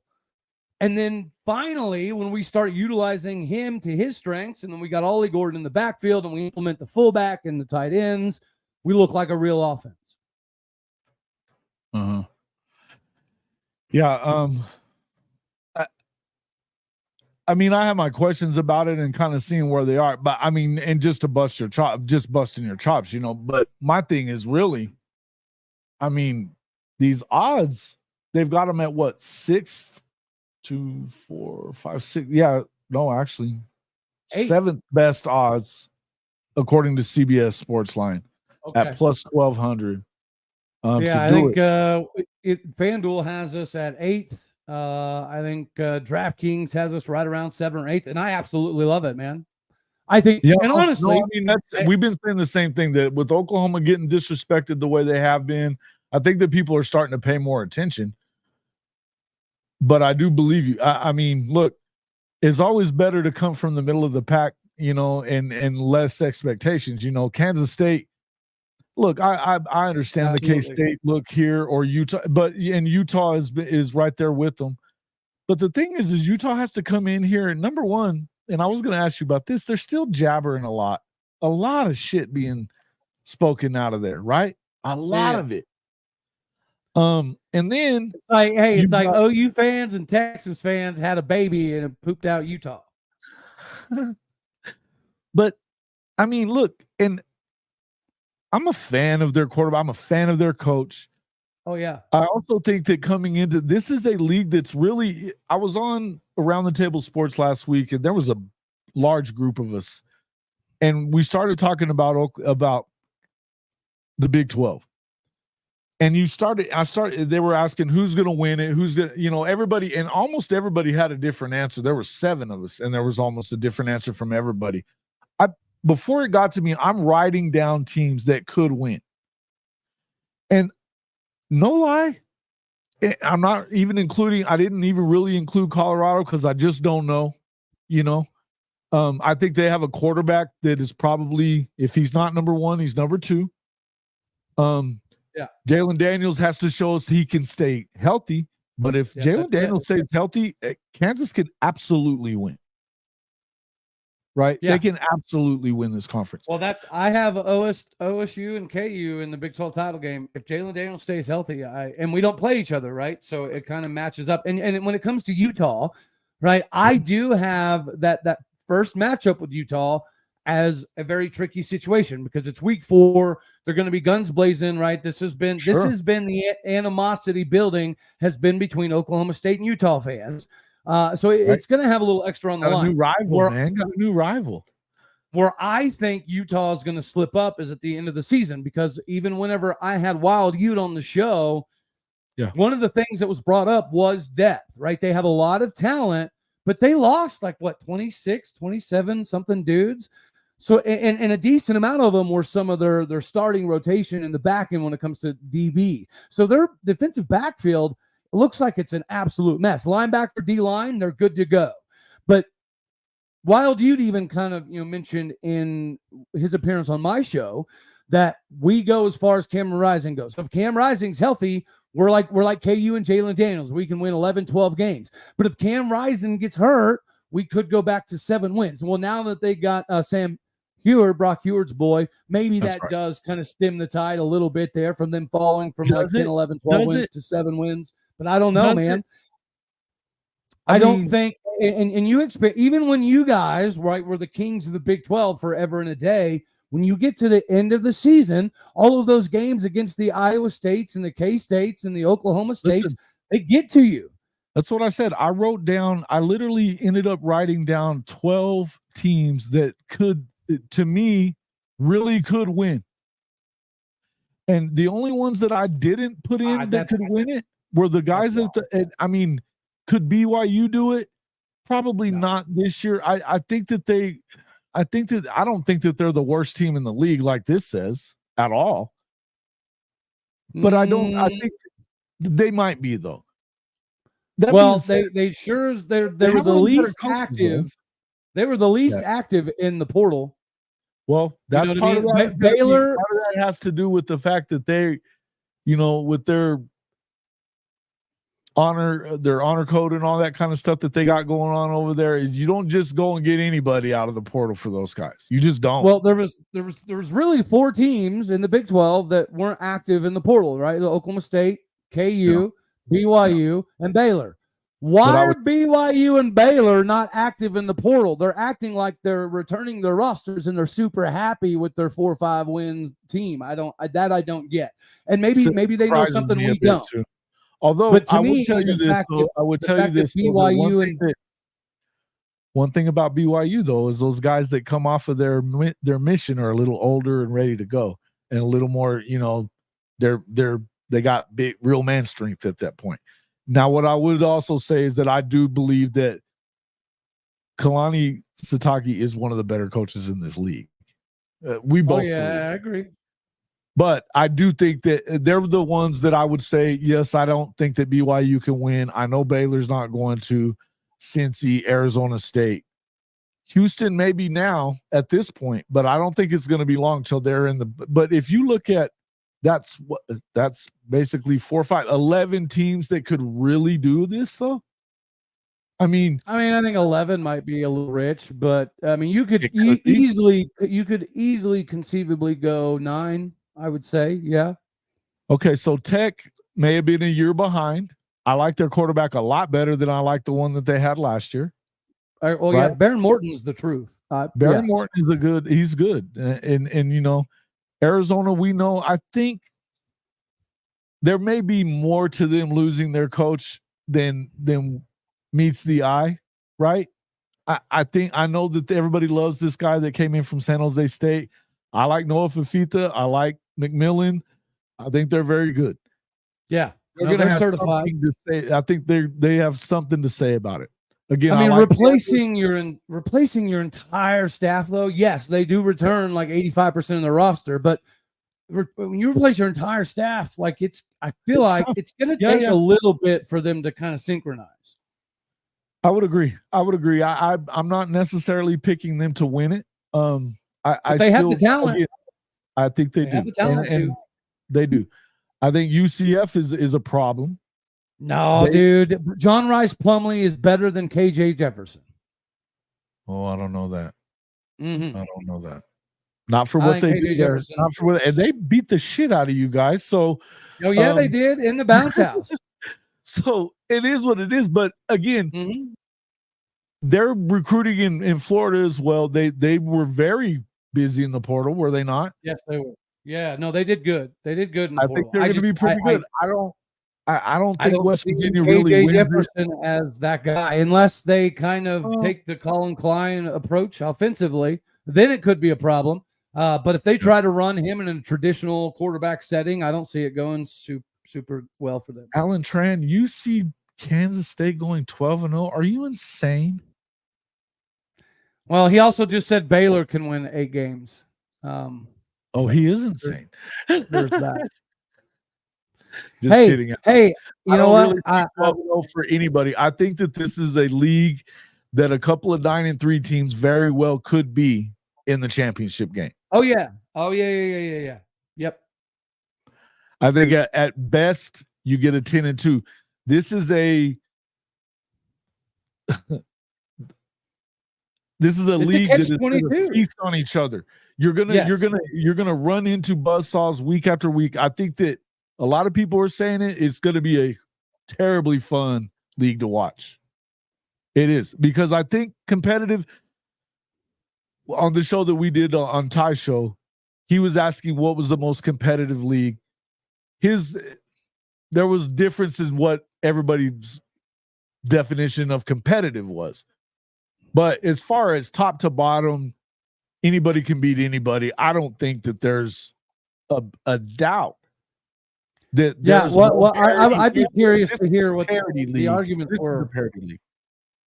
Yeah, I'd be very, very curious to hear what the arguments for the other conferences were. No, well, it was just the question, obviously coming from a bunch of SEC guys, was, now first off, I still think that overall, depth-wise, I think this is a better league than the Big Ten is, because right now there's 2, 3, from top to bottom, maybe 4 pretty good teams. Top to bottom, it's a better now league. Our problem is we don't have any of the heavy hitters like your Michigans, Ohio States, Bamas, Georgias. Correct. We don't have that. Correct. And I don't know that that's a good thing for you, but that's for another topic. I mean, it's not, but at the same time, I feel like if there's a sales pitch in the parity, I think the numbers are going to be reflective, right? Brett Yormark doesn't have to come out at any point in time and say, hey, we're better than the Big Ten or the SEC. But what he can say is we might be more exciting to watch. There's not going to be any 50-3 games in the Big 12. I think it's going to be in question every week. I love the way that they're playing a lot of Thursdays and Fridays, because they're going to be able to get on television more and get some of those games seen, because ESPN is going to be full of SEC games on Saturdays. It's just going to be how it is. I think it's very, very, very smart on the part of the Big 12 to play the Friday night games. I think it's ridiculously smart. Again, another one of these things that, much as I was pissed off at Brett Yormark at the way he did shit at the end of the year last year, I think he's very, very good at what he's doing. And he knows what's going on. I think that 100%. I don't know what the hell's about to happen with the rest of the country. And as far as this, everything that's about to happen with, are we going to a Big 2? Is the NCAA going to be a part of it? Again, for another show probably. But real quick, Neilio, thank you for the super chat, sir. Good morning, Jason. Hope everybody had a great holiday weekend. Same to you. We appreciate you coming in, and thank you for the super chat. Yeah, I don't know, man. I think that 12-0. I would be super surprised if anybody even went 11-1. I think it'll be well. I don't know, man. I think if KU stays healthy, they will have the opportunity to maybe go 11-1. I think we're good enough to go 11-1, but in the Big 12, you're gonna get beat up so much. I don't see how there's any way I agree. I think it'll end up being 2 10-2 teams, or maybe a 10-2 and 11-1 squad. It could very well be 2 9-3 squads, but Yeah, it's going to be yeah. it's I can going to see be that happening. Which if that happens, then that hurts you because you're not going to get a second team in probably, because then you end up with the loser goes 9-4, you know, so that's going to be hurtful. You know what I mean? I have a hard time unless they were to say, okay, we'll take another 9-3, because there could be more than just those two, you know, and tiebreakers get them in, or I don't know. But to me, I think that it's tough, but I do think that this is the time right now, if you're going to call it an ACC or a Big 12 team, to go deep in the playoffs and have a chance to win, it probably needs to be before the money separation gets very big. And that's my feeling on it. But I think that nobody's going to be as battle tested as a team that comes out of this league, because of the fact that you just have to, you know, unless you have a schedule like Oklahoma's or Florida, you know, but week in and week out, you are going to go up against a team that can, if you're not playing your game, if you're not on point, you can lose. Yeah, physically, we will be, whoever comes out of the Big 12 will be prepared for the playoff, right? The only downfall to, you know, having to show up every daggone week is injuries. And somebody mentioned Ollie having a big year. I think Ollie will have a big year just because, you know, he is who he is, but he's not going to have as big a year last year, I don't think, because there's a plan in place to ensure that he makes it to the draft. So there's a concerted effort right now to make sure he only gets 15, 17-ish carries a game, as opposed to 25 to 35 carries a game. So he's going to have to be more selective in what he does this season. I think it'll still be massive. I think he'll still average 6.9, 7.2 yards a game. But I don't think he'll be ripping off 280, 250 yards this year, because we're not going to have him in that long. They're going to try to split up carries more. Well, and I think, you know, Alan, I think, you know, I understand that you've got K-State and Oklahoma State both going to the playoff. Okay. Well, I definitely understand the K-State thoughts that, I mean, with them with them bringing in another running back, and this is what I would also tell you though about Kansas, is that they have a two-headed monster at running back as well, and Jalen Daniels. If Jalen Daniels stays healthy, and that's a if. There's definitely a big if there, because he hasn't done it yet. Correct. Well, it is one of those things, man. It's kind of like Spencer Sanders. Yeah, you want him to stay more healthy, so you don't want him to run as much. But when he stands in the pocket, he's not quite the same quarterback. So you got to kind of let him do his thing, because that's kind of what makes him him. To me, he's like a miniature version of RG3. I agree. I would just say that he needs to know when to get rid of the ball and not get himself killed. Right? Yeah. You know, what he needs to do is try to break Alan Bowman's passes into the stands record. Well, and I think that the Dylan Edwards ad was a huge pickup for K-State.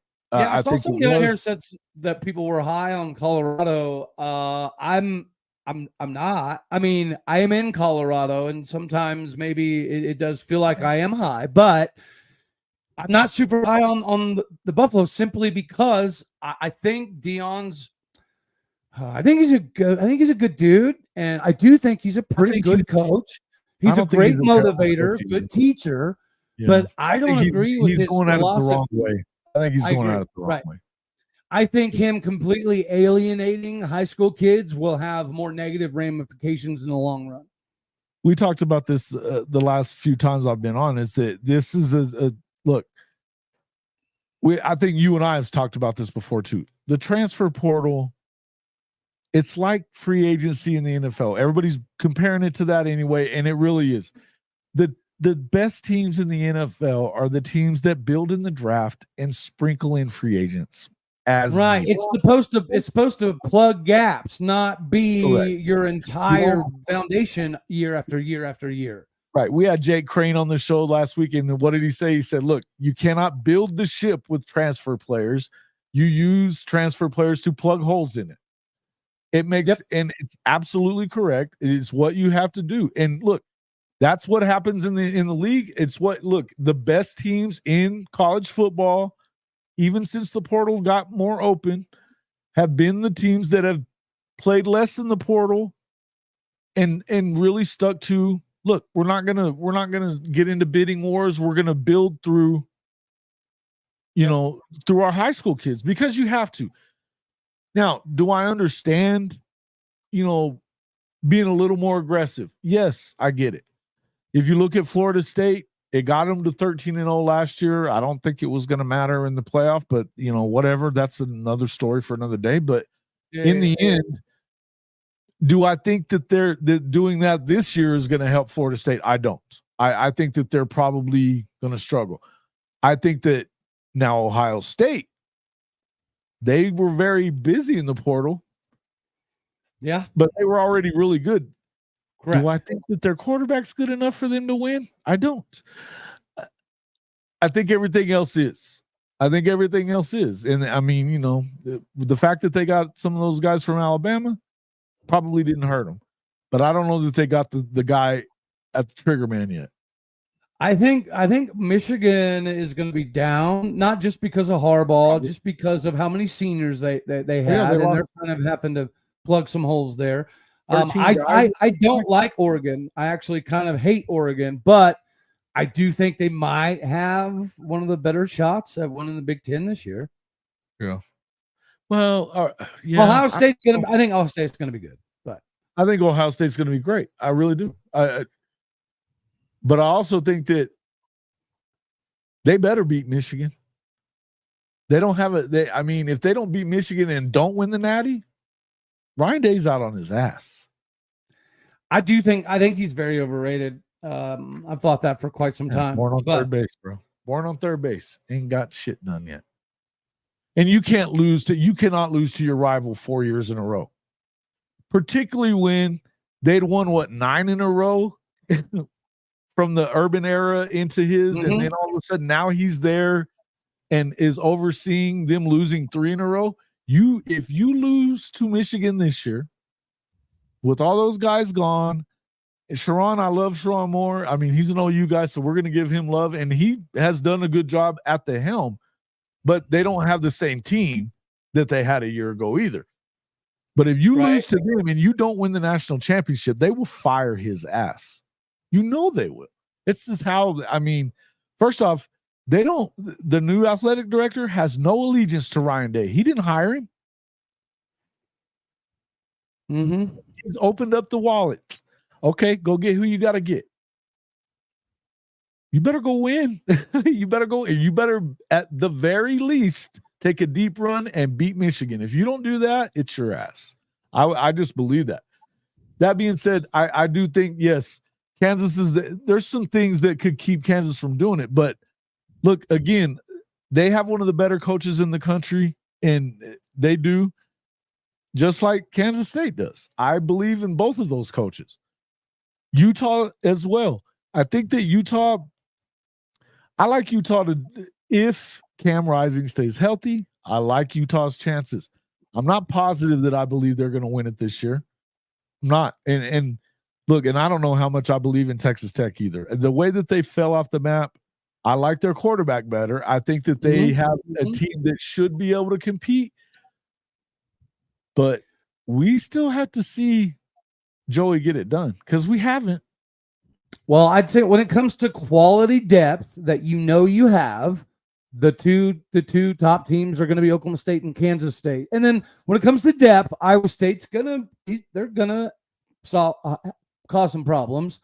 I think when you think of upside, right, if they stay healthy, then KU, Arizona, and Utah are right up there. And I think that's the difference. You have a few teams that have established the fact that they didn't lose necessarily anybody in the transfer portal, and they're all three coming off of pretty successful seasons. I know Iowa State, right, obviously didn't live up to their expectations, but nonetheless, you have 3 teams with a lot of returning starters and returning depth, and then you have 3 teams that have a lot of talent, but we don't know what the depth looks like.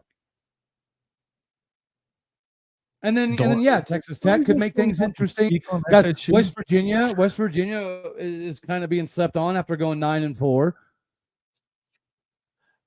Cougar Intruder, I will speak on whoever the hell I want to on my own show. If you don't like it, run along, because FSU ain't doing shit this year. There you go. Telling me not to talk on FSU. Get the fuck out of here.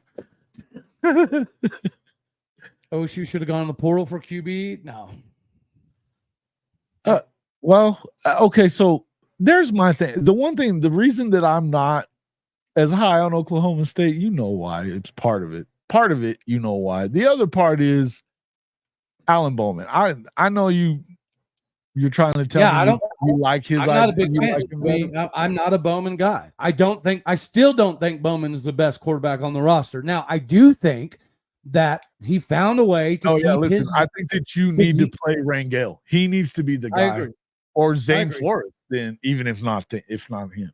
Well, Zane's going to have a lot of packaging, right? Zane's kind of he's a bigger, stronger Zach Robinson is basically kind of what Zane is forming into. So Zane's going to have some packaging, but you're right. I mean, Garrett Rangel came in at 182 pounds, and now he weighs 208 pounds.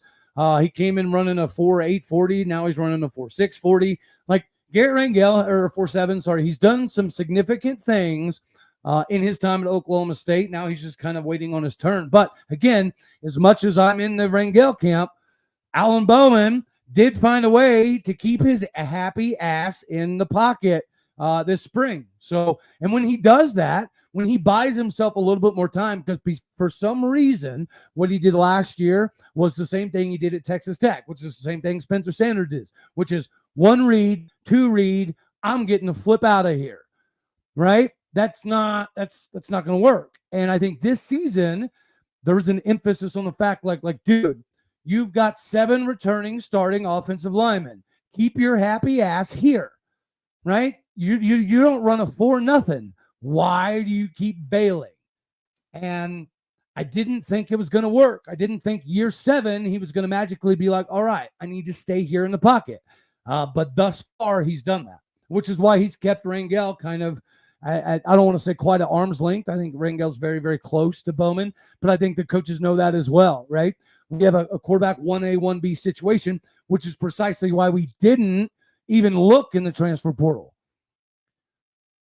Because Gundy feels very, very confident about all 3, right? And then we could always just tell Gunner, right, to go throw on a jersey because he's still around campus. And honestly, dude, I will say this, right? You don't ever want to get too hyped up about a freshman. But when it comes to just ball off of hand, Mayalake Smith is special. And he walked in at 6'4", 207 pounds, right? That kind of helped him too. So, yeah, we're very, very happy with where we are at quarterback. We don't have a need to go after any, so we're not really going after any. And then we got our guy for next year in Adam Schobel. So, yeah, dude, that's actually one position. This is the only time in Oklahoma State history we've had 4 4-star receivers. It's never happened before.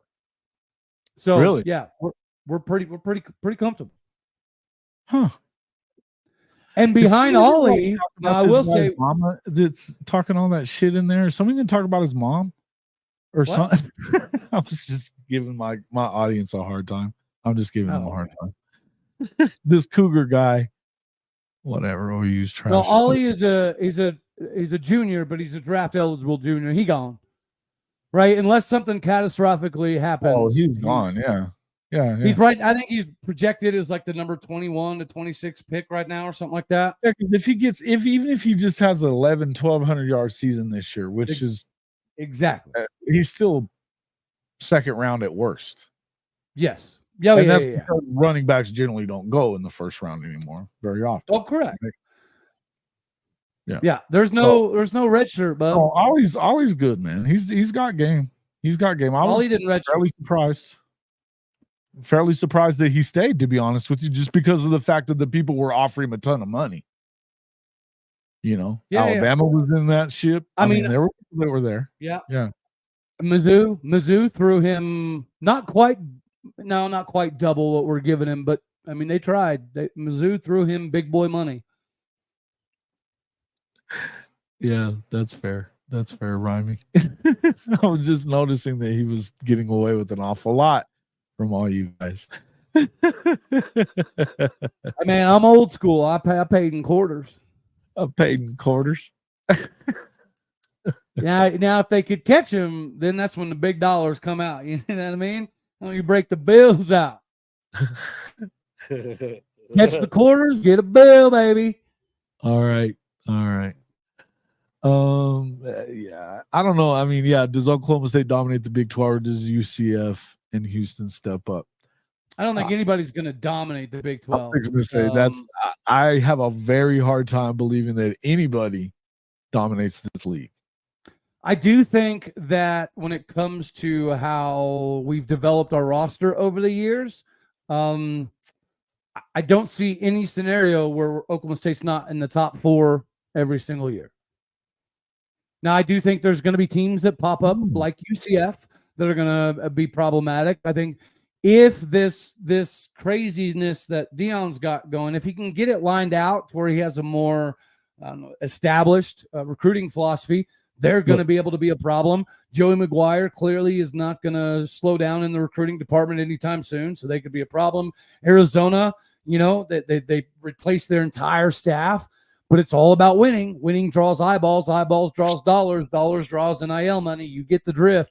So if you're constantly competing in the Big 12, I think you're going to be in good. Well, good so that's a good question right there, though. Now that you bring up NIL, okay. What are your feelings, though, now that you're going to have this rev share? Where you're talking, you get $20 million a school to spread out amongst these guys. I know this is going to take a hit on some schools. I think the Big 12, you're going to have some schools that are going to struggle with that, right?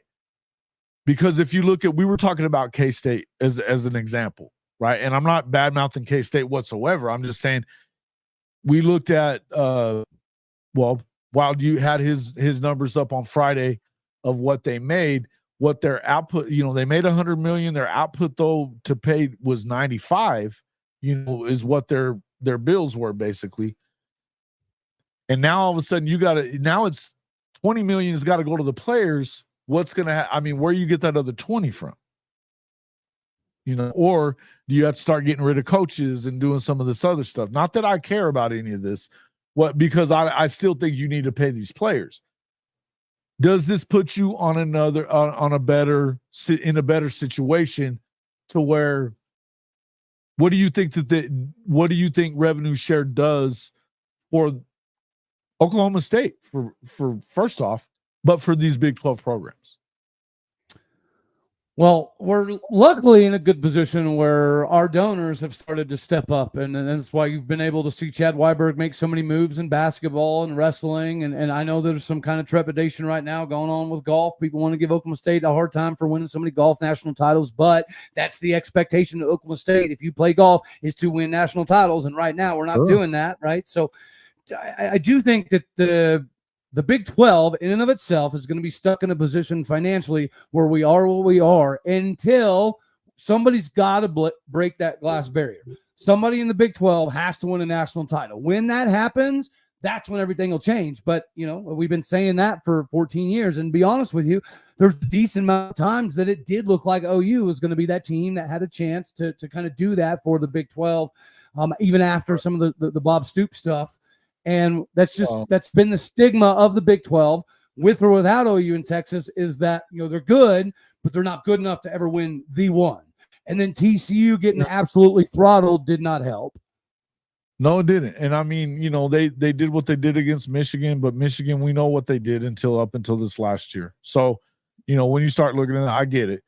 But here's the thing, when it comes to, look, the bottom line is I said this a lot. The reason that Oklahoma wasn't winning national championships, particularly once the BCS era was over with, the defense was so far from right on the money at that point. And I know Alan was asking earlier about Oklahoma's defense. The Oklahoma defense is the real deal.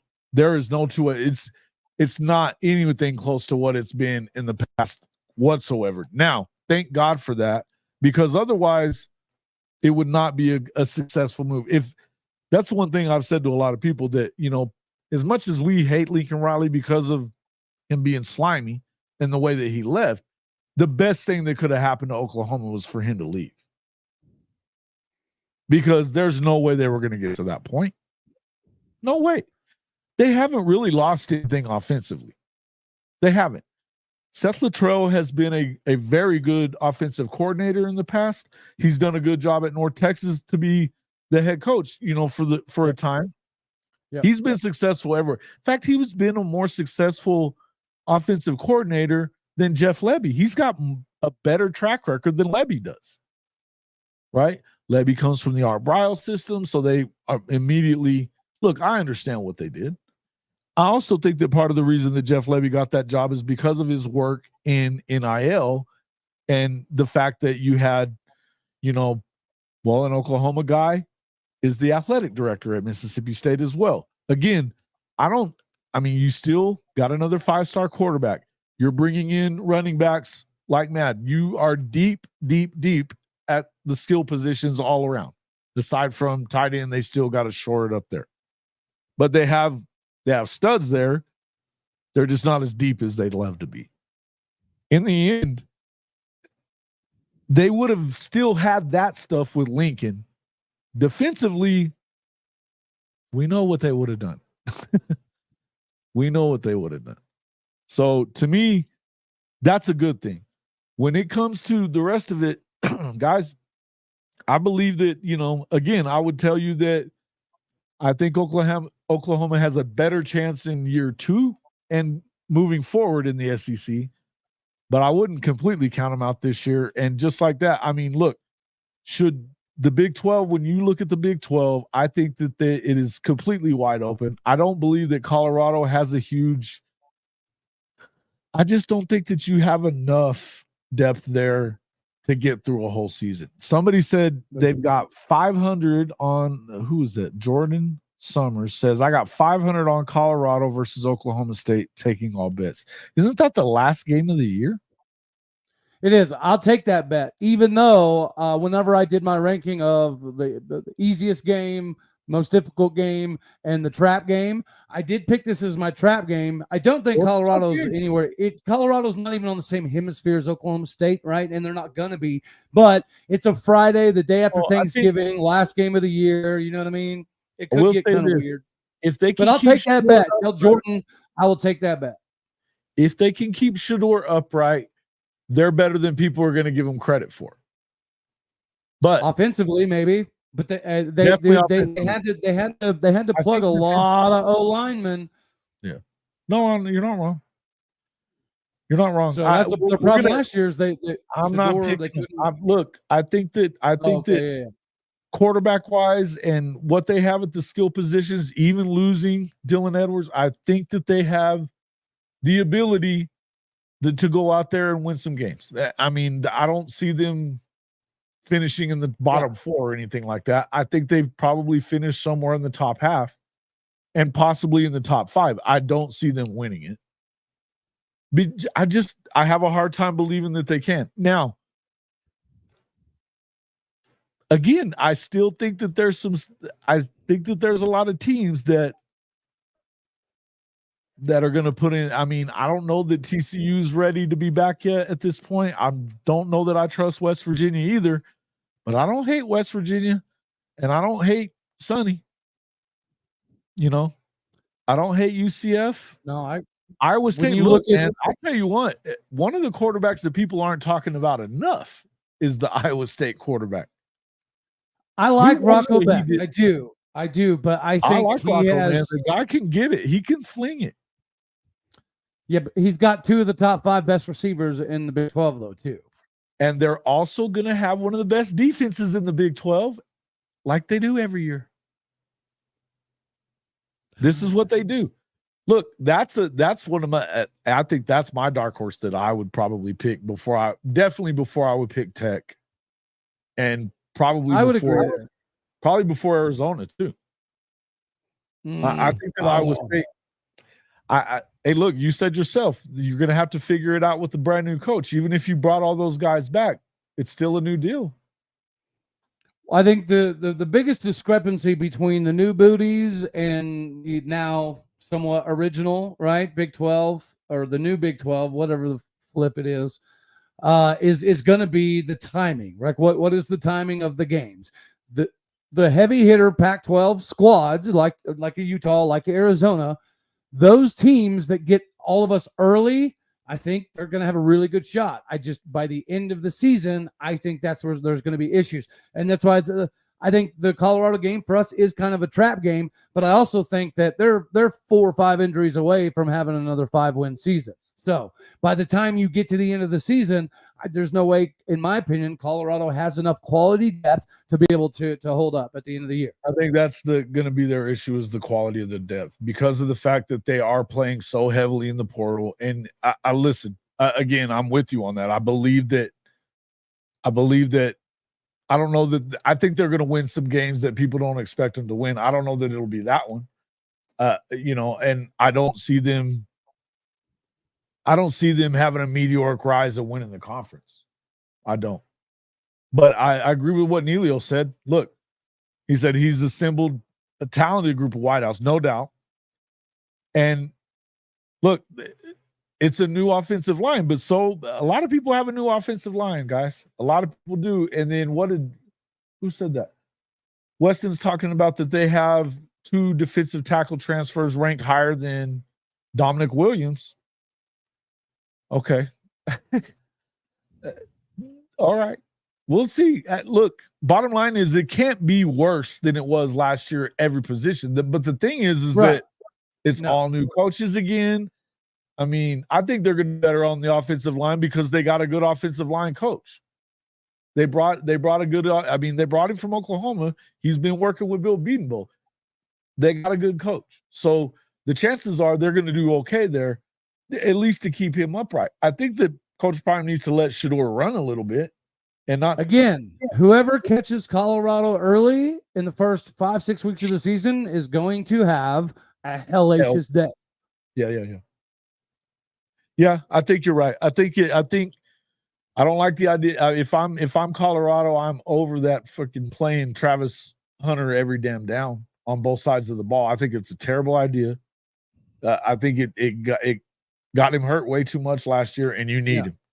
I mean, it's sad because he's one of the few people we've ever seen that is good enough to do it, right? Sure. He is. Oh, he's a stud.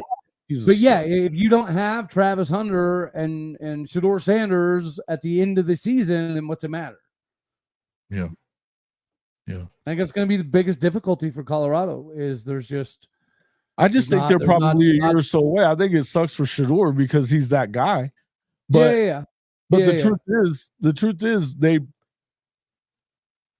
they probably had a better chance last year if they'd have kept around the offensive line that they let get away. They had guys that got out of there that started other places in other Power 5 programs. Mm-hmm. And I know they were 1-11, but again, I think that I just don't agree with his approach to it. I'm a Coach Prime fan. I don't have a problem with Coach Prime, and I don't have a problem with with the fact that he's trying to do what he can do. Mm-hmm. And I think he's good for the Big 12, right? He is. Well, we know he's good for Colorado. He made a shit ton of money. He more than paid his contract in year 1. And I don't agree with his recruiting philosophy. Better. I don't agree with his philosophies either. But I also would tell you that I'm not going to give up on a guy after 1 season either and say that he'll never get it done. No way. There's signs pointing to him maybe not hanging around? Sure there is. Do I really believe that? I don't know. I don't think that he wants to be a coach in the NFL. I think that if he wants to continue being a college coach, he cannot leave this job because he hasn't won anything yet. And if he leaves it like this, he'll never coach again. That'll be it. Like I said in the beginning, I think Dion will be here in Colorado for at least 3 to 5 years. Now, if he figures it out in that time frame, then yeah, he'll be one of the hottest names in the next 3 to 5 years for sure. But It's going to take him time to figure it all out, get it all together, get the right depth, get the right recruiting mantra, philosophy, right? Understand the scheduling and the strengths and weaknesses of the entirety of the Big 12. And once he does all that, then I do think that he most likely would look elsewhere. But he doesn't strike me as a dude that is not going to be somewhat reciprocal of Colorado giving him an opportunity, because people tend to forget that he really thought he had the TCU job. For George for doing that. I don't agree with you, Neilio. This is one of the few times that I don't agree. I don't agree here. I think that I understand. I've seen that before, that people think that he's going to go with him to the NFL. I don't agree. It's a ton of stuff. I don't see that happening. I think that he may not be a coach anymore. But look, you signed up for a contract to making more money than you were going to ever make otherwise doing it like this. I think that the fact is, if you can figure out the recruiting side of it, and maybe that's part of it, if he doesn't really want to go and recruit high school kids, it may not work. But I know that they gave him a shot there when they, a lot of people talked about giving him a shot. They did. It wasn't lost on him that he was the third straight African-American coach to be the head coach there. That wasn't lost on him, nor the fact that they gave him that opportunity. I think that, to me, he definitely owes it to Rick George to stay and try to see this thing through. I believe that. But, and I don't think he's as terrible a person as everybody else seems to think that he is either, but I just feel like 1 year it's not easy. You can't just judge him on one season. I agree. Yeah, hey, King Co. That's why you need to go make sure you have the capability to hammer the over on the Cowboys, even if you don't have them winning the whole thing. Like I said, go bet $5 on Oklahoma State winning over 8 games, and you'll make some money. Hold on. Mike is great? Well,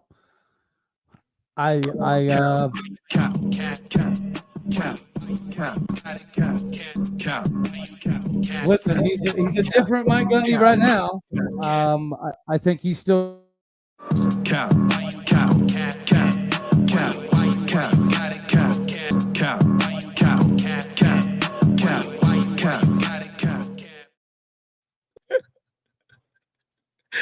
I couldn't help myself. I think he's 2 Big 12 titles away from being classified as great, but I think he's got the capability to do it. Look, man, he's got to win. He's got to win some freaking hardware, bro. If we don't win the Big 12 title this year with 21 returning starters and 91% of the roster, I don't know when we're gonna. Yeah, look, I don't know that. Look, I'm not convinced, and you know how I feel about this, but I'm not convinced that Oklahoma State is a lot better in this Big 12 than they were in the last one. I think they're going to compete. I think they're going to, with what he does. I just don't know that you're going to see. I will say this, dude. Mike Gundy, I don't see much of playoff runs in here either, because I don't know how many teams are coming out of the Big 12. Number one. And if he's going to have to do better than 4th, and I think that's about where he's going to be most of the time. First of all, I want to say that I'm disappointed that you're going to make me do this, and you're going to make me jump on the damn Gundy fucking train. But he sold his house, right? Because he sold his house. He sold some of his land, farms. He is bought into this season. He's working more than he ever has. He's doing more than he ever has. And this is coming out of his mouth, right? He loved the CEO thing that he was doing. It just didn't work out. He's actually involved in NIL now. He's involved more in recruiting. He's involved in the camps. He's actually in his office every single day, has been for almost a year now, not quite a year, but ever since South Alabama, he started doing film and researching and putting it on display and running all of the specialty. He was great all the whole year. Yes, they won. Look, don't get me started. I didn't say he was great, but look what happened in the UCF game. You can't beat Oklahoma and then go get drugged like that because you don't have rain gear. The fuck, bro? You don't think I know that? Like what kind of nonsensical statement is that? And then look, man, come on, man. You can't get beat by Texas like that in the championship game and like drug like that. That was bad. Bad. Yeah. It's just, to me, this is where they are. Listen, we weren't as good as Texas. Recruiting better? We were better than you. Better? Where are they at? It's okay. Huh? It's okay. What did I you said say? we weren't better than Texas. We were better than you, and that's No, okay. you weren't. No, you weren't. But you won the game. Yeah, something like that. You weren't better, bro. Jesus, Mary and Joseph. Don't get me started on that damn thing. Don't get me started on that thing. Well, you might as well. I'd like to hear your sales pitch as to how you were magically better than Oklahoma State, yet the result didn't exactly go the way you wanted. You know who won that game for you guys? Brett Yormark. Well, I do know that Ollie Gordon rushed for like 132 yards. Oh, come on. It came down from the top, I do know that y'all let a 230-pound, 55-year-old quarterback juke you out of your socks. Stop. Weren't you on that side of the field where Drake got tackled in the freaking end zone? No, I was. You mean when he stepped out of bounds? He did not step out of bounds. He got tackled out of bounds. Well, he was already out of bounds. So that kind of makes it a little wrong. Difficult. Oh, do not go the Greg's horn. Do not. Hey, don't they have like several thousand clips of this on the good old intranet? Sure. Yeah, they do. They do. Okay. And he didn't go out of bounds until he got tackled out of bounds. You don't want to. You really want me to look that one up? Bedlam Stoops.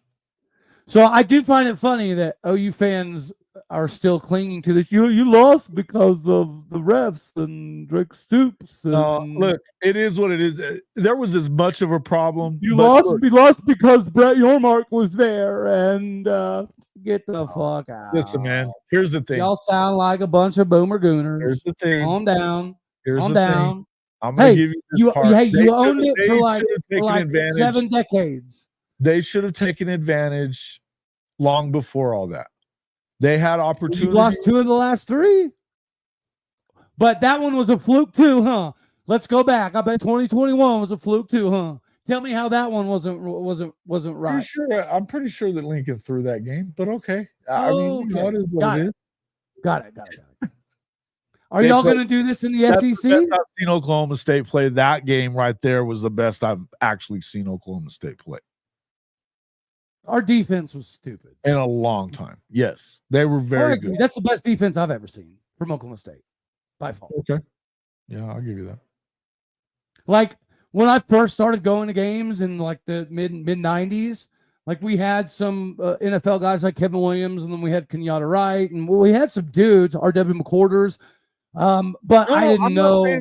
Look, I remember the other game that was probably one of the teams that I think was they weren't playing enough defense, but that last year for Baker,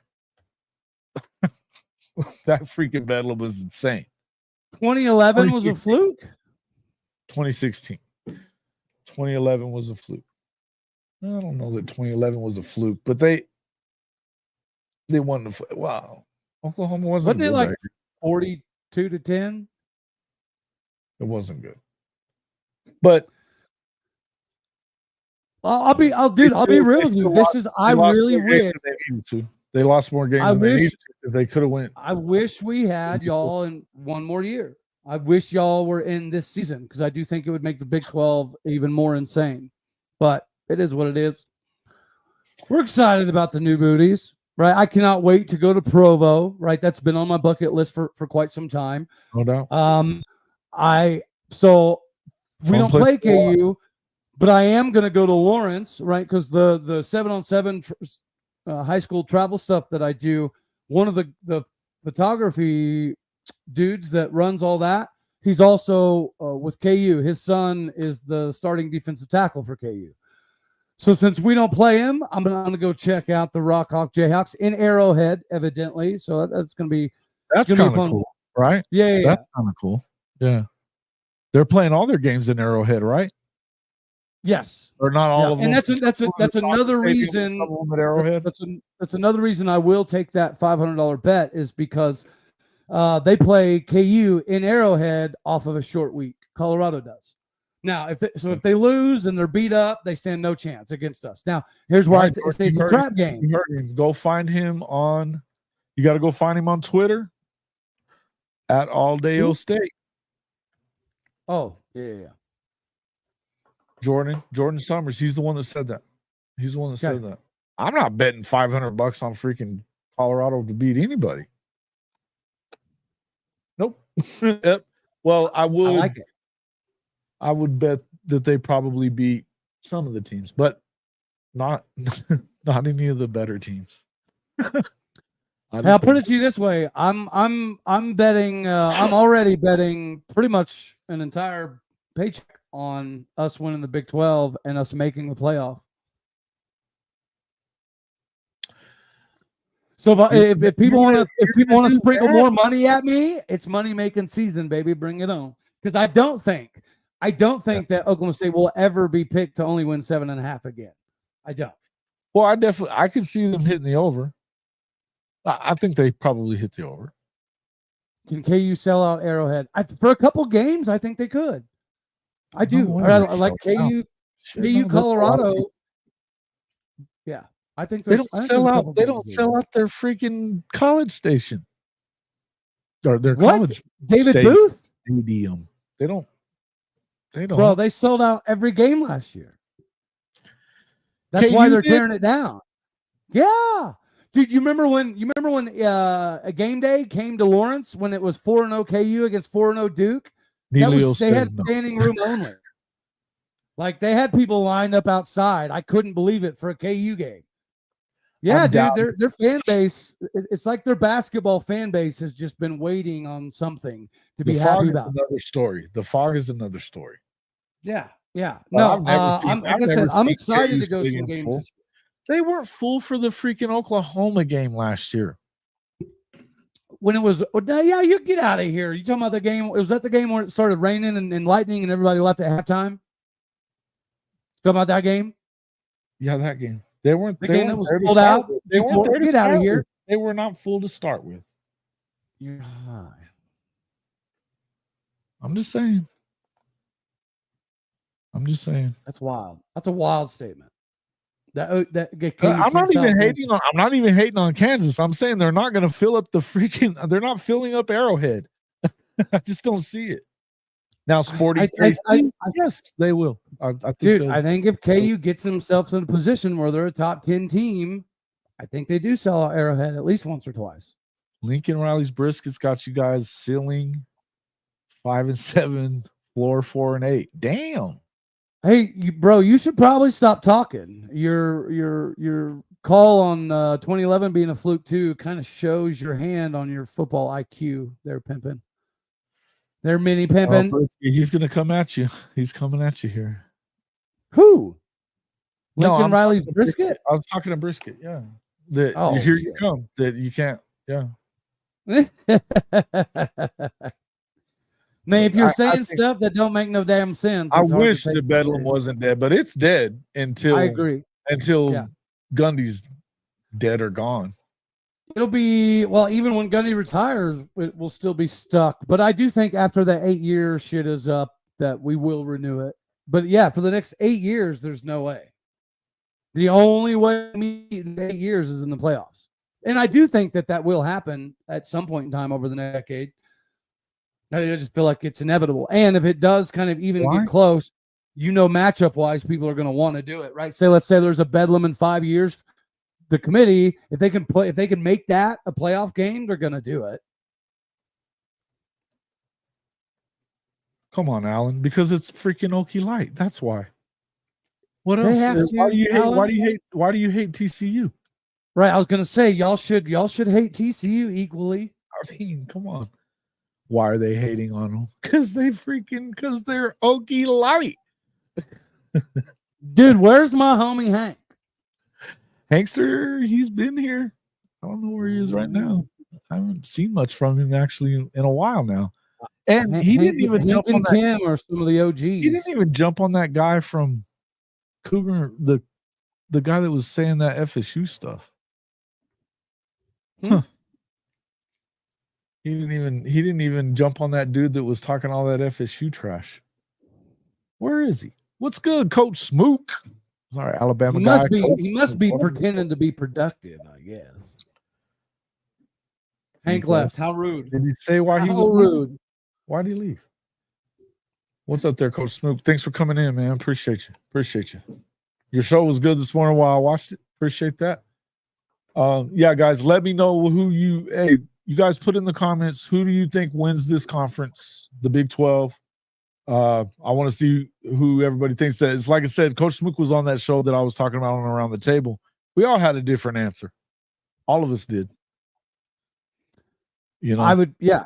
I'd hang out for a bit to see who people decide. It could be an opportunity to make more money. Iowa State. I like Iowa State too. I said Kansas if Jalen stays healthy. I also could see Utah, but I like Iowa State's chances, man, because I like Rocco. Yeah, I have no freaking clue either. I don't know, man. I'm not super inspired by Iowa State. I don't know why. You're not? No, man. They don't. I don't By know. your own? I do like Sama. All right. I like Rocco Becht. I do think they have two of the top 5 wide receivers in the conference. If they can have some development at the tight end position, which is their bread and butter, then maybe they could take another step. You say their defense is going to be good, maybe. I just don't think they have enough. Not always. Hold on, I was almost there. I don't think Iowa State has the team speed to compete with Oklahoma State and K-State. Or Arizona, for that matter, when it comes to team speed. They're skill guys. Yeah, I think that McMillan is another cat. He's the best. He's the best. He's the best wide receiver in the Big 12, right? And I think Brendan Presley is like number 2. But yeah, Iowa State's wide receiver core they're good. If you put Iowa State's top 2 wide receivers on anybody else in the country that's competing for a playoff spot, they could instantaneously become like a national title. Who are these receivers you're talking about that are the best receivers in the conference? So I wasn't expecting this to come out of your mouth. So you'll have to forgive me on names. Maybe you can look it up for me, but I do know. So returning wide receivers this season, when it comes to yards and production, they had the number 3 ranked returning wide receiver, and they had like the number 7 ranked wide receiver. But when you look at the 7th ranked wide receiver on film, he put up like 857 yards in just 11 games. And Rocco Becht, he did a lot of wing and a prayer throws, and he had 2 dudes that would high point the ball better than most everybody else. And I remember it happened specifically against us. So you're talking Jaden Higgins and Daniel Jackson? Or Jalen No, Noel? not Jackson. Jalen Noel. Yeah, Noel and Higgins.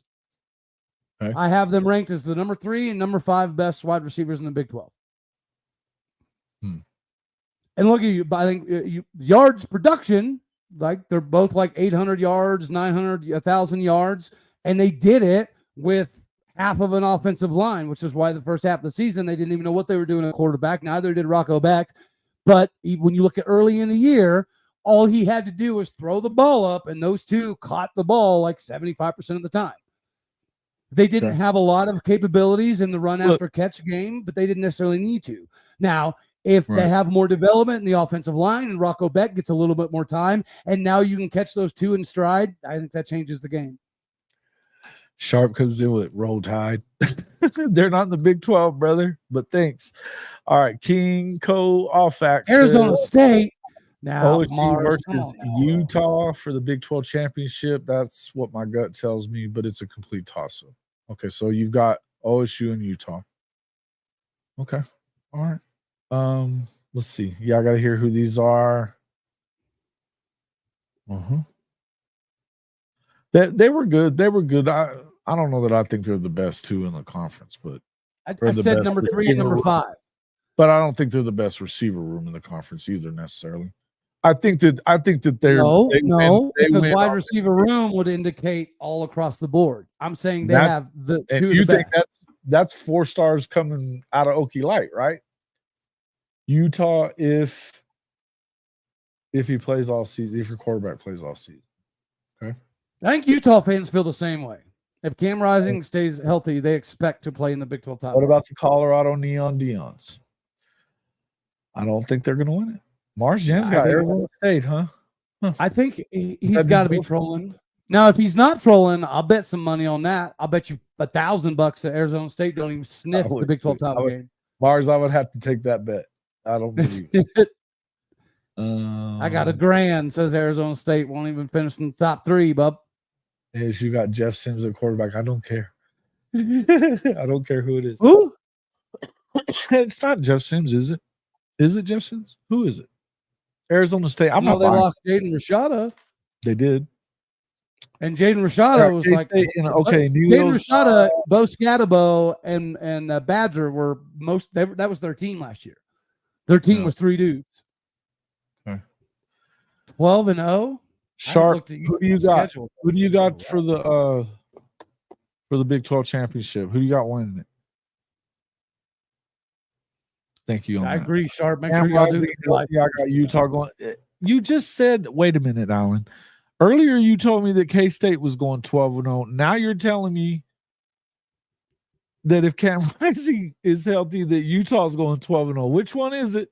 They may not be playing each other, but you mean to tell me that you think there could be 2 12-0 teams in the freaking in the Big 12? I don't see it. I don't see it. There ain't no way. I'm gonna pull up Utah's schedule. Ain't no way. Utah not gonna. I don't think Utah wins it this year. Southern Utah, that's a If you're W. still in here, give us your pick again. Appreciate you being here. They beat Baylor. They beat Utah State. They might beat us, right? It's early enough in the season. They probably should beat Arizona. They should beat Arizona State. Arizona beat the shit out of them last year, though. TCU comes to Utah, so that could be tricky. They go to Houston, should win that. Holy War. It's kind of like Bedlam, right? You never know. Never know. Iowa State. Their schedule is actually not that tough. I didn't realize their schedule was this. Still not gonna go 12-0, bro. There's gonna be no, because you do have Iowa State, UCF. I know you get TCU at home, but I think TCU is going to be better. Arizona is going to be good. We're going to be good.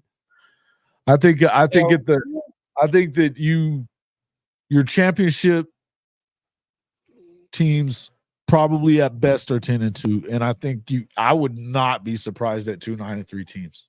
Would not. I wouldn't either. Would not. Yeah, they were very average without Cam last year. They were good enough to beat USC in LA, but listen, here's the thing that I would tell you about Utah that I like about them the most. It's not Cam Rising, it's the way that they do things. They are gonna play physical, run the ball, and play good defense. That's what they're gonna do. Cam Rising gives them an opportunity to do very well on the offensive side of the ball as well.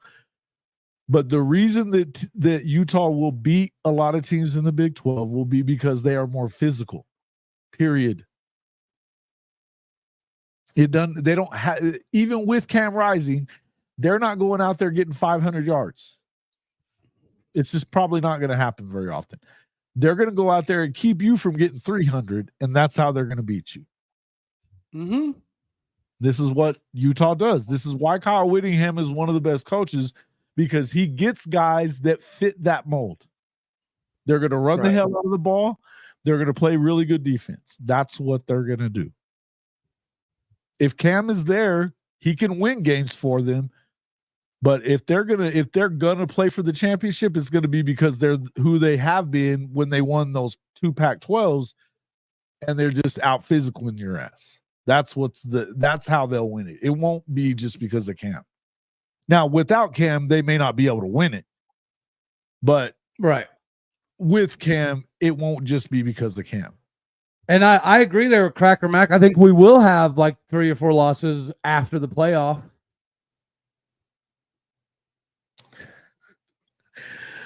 Oh, I'm not calling the playoff for you, brother. Can't do it.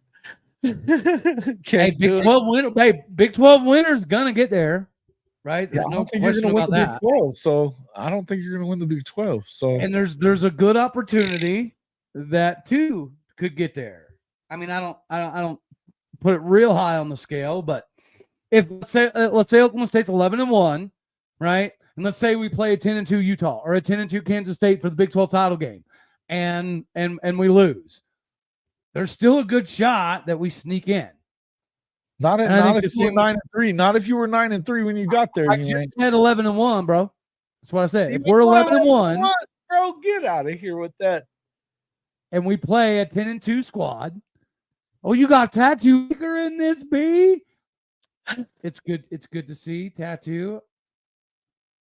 Yeah. Put money on it, Coach Smoak. Smook. That's Coach Smook. Yeah. Smook. Bro. Put some paper in the game. Drunk, he says. I know Tattoo ain't betting nothing. Uh-huh. Well, stop drinking then, homie. Let's be real. Let's be real.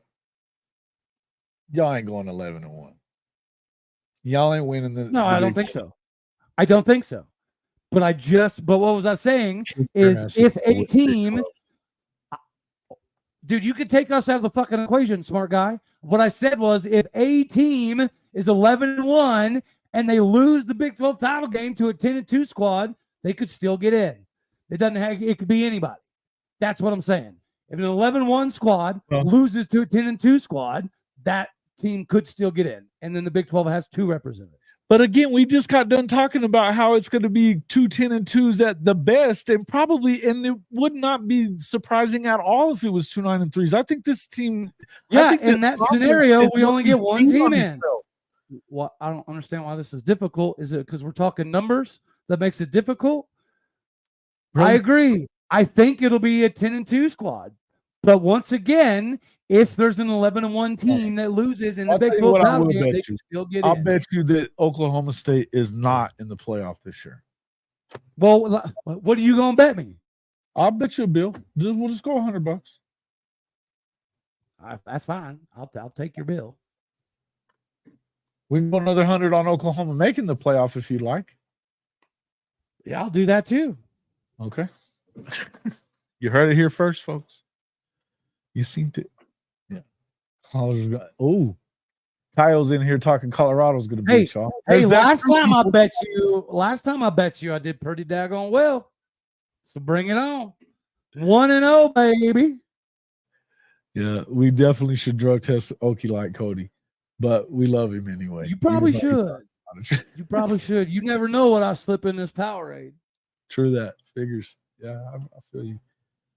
Texas and all, you're leaving a lot of false confidence out here now. Oh, whoa. Texas and OU does? Coach Smooth? Bro, you just said it was too early to be drinking. I feel why are you still drinking, Coach? Put the bottle down, homie. Put the bottle down. You'll be all right. Oh, you and Hank can team up. Yeah. They're not doing it. I think that what happens is I think. Oh, shut up, Tattoo.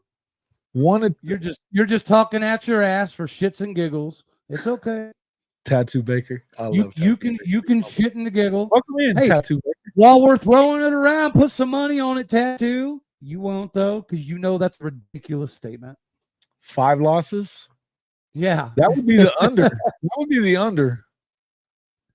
There's no way Hold on. Tattoo, we wouldn't lose 5 games with our 3rd string quarterback, Pimpin'. We wouldn't lose 5 games with you at quarterback, Pimpin'. Bro. Tattoo Baker can play quarterback for Oklahoma State. Man, I throw it all over the yard, bro. Well, we aren't going to run as much this year. That I can say. Why? That's the only way you can win like that. What?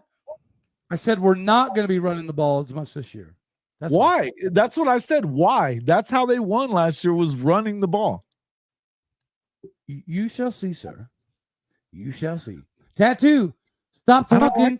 Open your fucking purse and pull the money out. Right. I hope that that's what they. Okay. Tattoo, you just typed too much, bud. Arkansas could be a loss, could it not? There's one. No. I don't know that I'm going to say it is, but I think it could be. Utah. We'll have a harder time with South Dakota State than we will Arkansas. I think that Utah's going to out tough you. You're losing that one. Kansas State's going to beat you. There's 3. I don't know if I got anybody else beating you though. Yeah, find 5 losses. That'll be a fun game. Tech maybe. At home? Probably not. Joey has to like show us. I don't know. Yeah. Oklahoma State at BYU could be a loss because it's at BYU. Don't think that it can't happen. I've seen it. I've seen it. I'm excited. I'm excited for that one, right? Just, and I'm gonna meet up with the Bomber and Wild on that one. I'm doubting that it's 5. I think 8 and 4 is a good possibility. I don't know. Dude, Tattoo, I you just don't have you winning. I've already said I'd put money on it. I'll bet you. Okay. So somebody didn't take my $1,000 bet. So Tattoo, I'll bet you $1,000 that we don't lose 5 games. I'll bet you $1,000 we don't even touch losing 5 games. I'll be at almost every single game this year. I've got tickets to pretty much all of them, so it'll just be a matter of travel for me.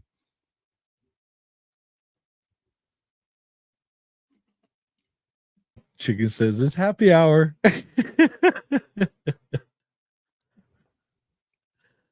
Tattoo. This is a really funny freaking comment. Gundy's not 40 anymore. I like that.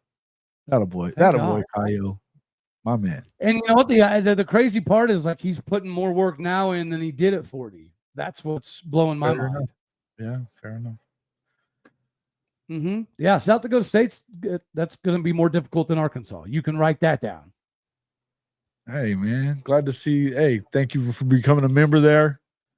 Actually, Tattoo, I have tickets to whatever. So wherever we go, I'll have tickets for that too. Just like the Big 12 title game this year. You should have showed up. You missed me, or did I miss you? I don't know. Missed you at the Big 12 title game, bud. Poor guy.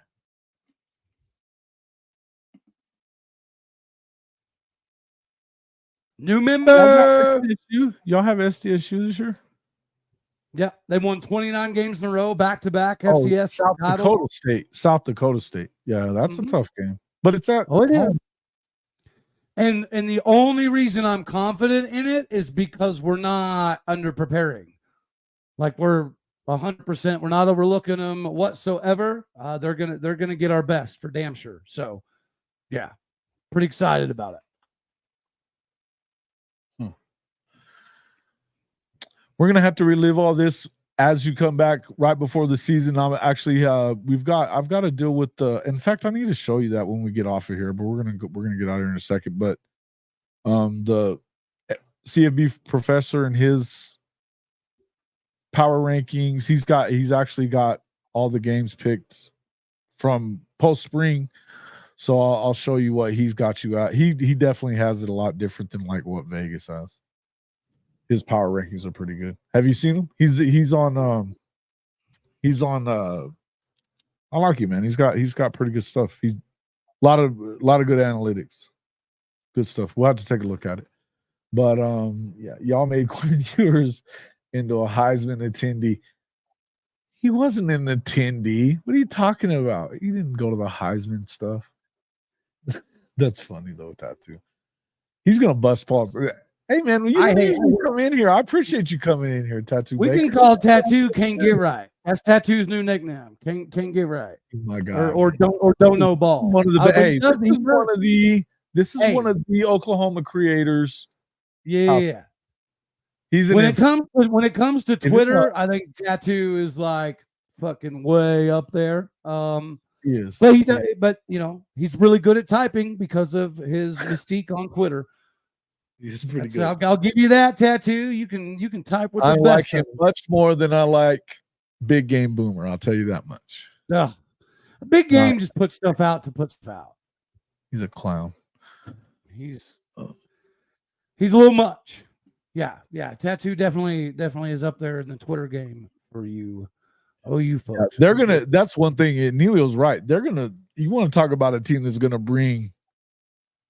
They're gonna come in and play hard-nosed football. Hit you in the mouth stuff. Mhm. I love it. Yeah, no, that's going to be a good one. And that's precisely why this spring has been so invigorating, is just to kind of see the differentiation. So you guys, yeah, you didn't even like rub it in about G Freaky to me or nothing. Oh, I didn't realize that was his nickname. That's what they were calling him, yeah. I like Gavin. He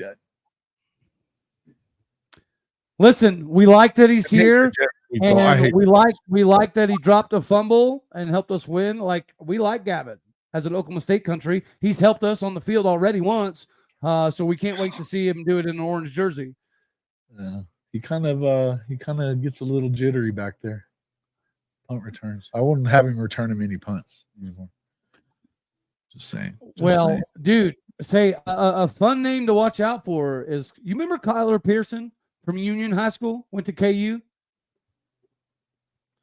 We've got some packages for him, and for being 5'7", he's impressive, dude. He's impressive. He'll have packages because he disappears, and he's fast. And I'm surprised KU didn't use him more. He's going to be a fun one. I agree. Jackrabbit fans, alums will flood Stillwater too. That'll be good. It'll be a good environment for them. Fun. Be the second straight year you lose to a FCS program. Shit. It's tough stuff. But in your opinion, who will be at the top of the new Little 12? Yeah, we've been he thinks it's going to be Okie Light. 100%. I think Oklahoma State, Kansas State, Utah are kind of gonna, for the most part, control the Big 12, but there's going to be years where West Virginia is really good, Colorado's really good. I do think Houston in the next few years is going to be an absolute nightmare for people. I think Houston, the way that Houston's doing everything, it's very reminiscent to me of KU, right? He's just like Lance Leipold. He builds things the same way as Lance Leipold, and it's not going to take them long. More fertile recruiting ground too. To get it going, yeah. It'll be nice. It's more fertile recruiting ground. From a recruiting perspective, we're already seeing benefits of the Pac-12 falling apart, because now we're starting to get some of those guys at the West Coast that we didn't used to really get. I mean, we've done very well in the state of Utah recently, but getting Mayolake Smith out of California, right? After, he shattered all of time.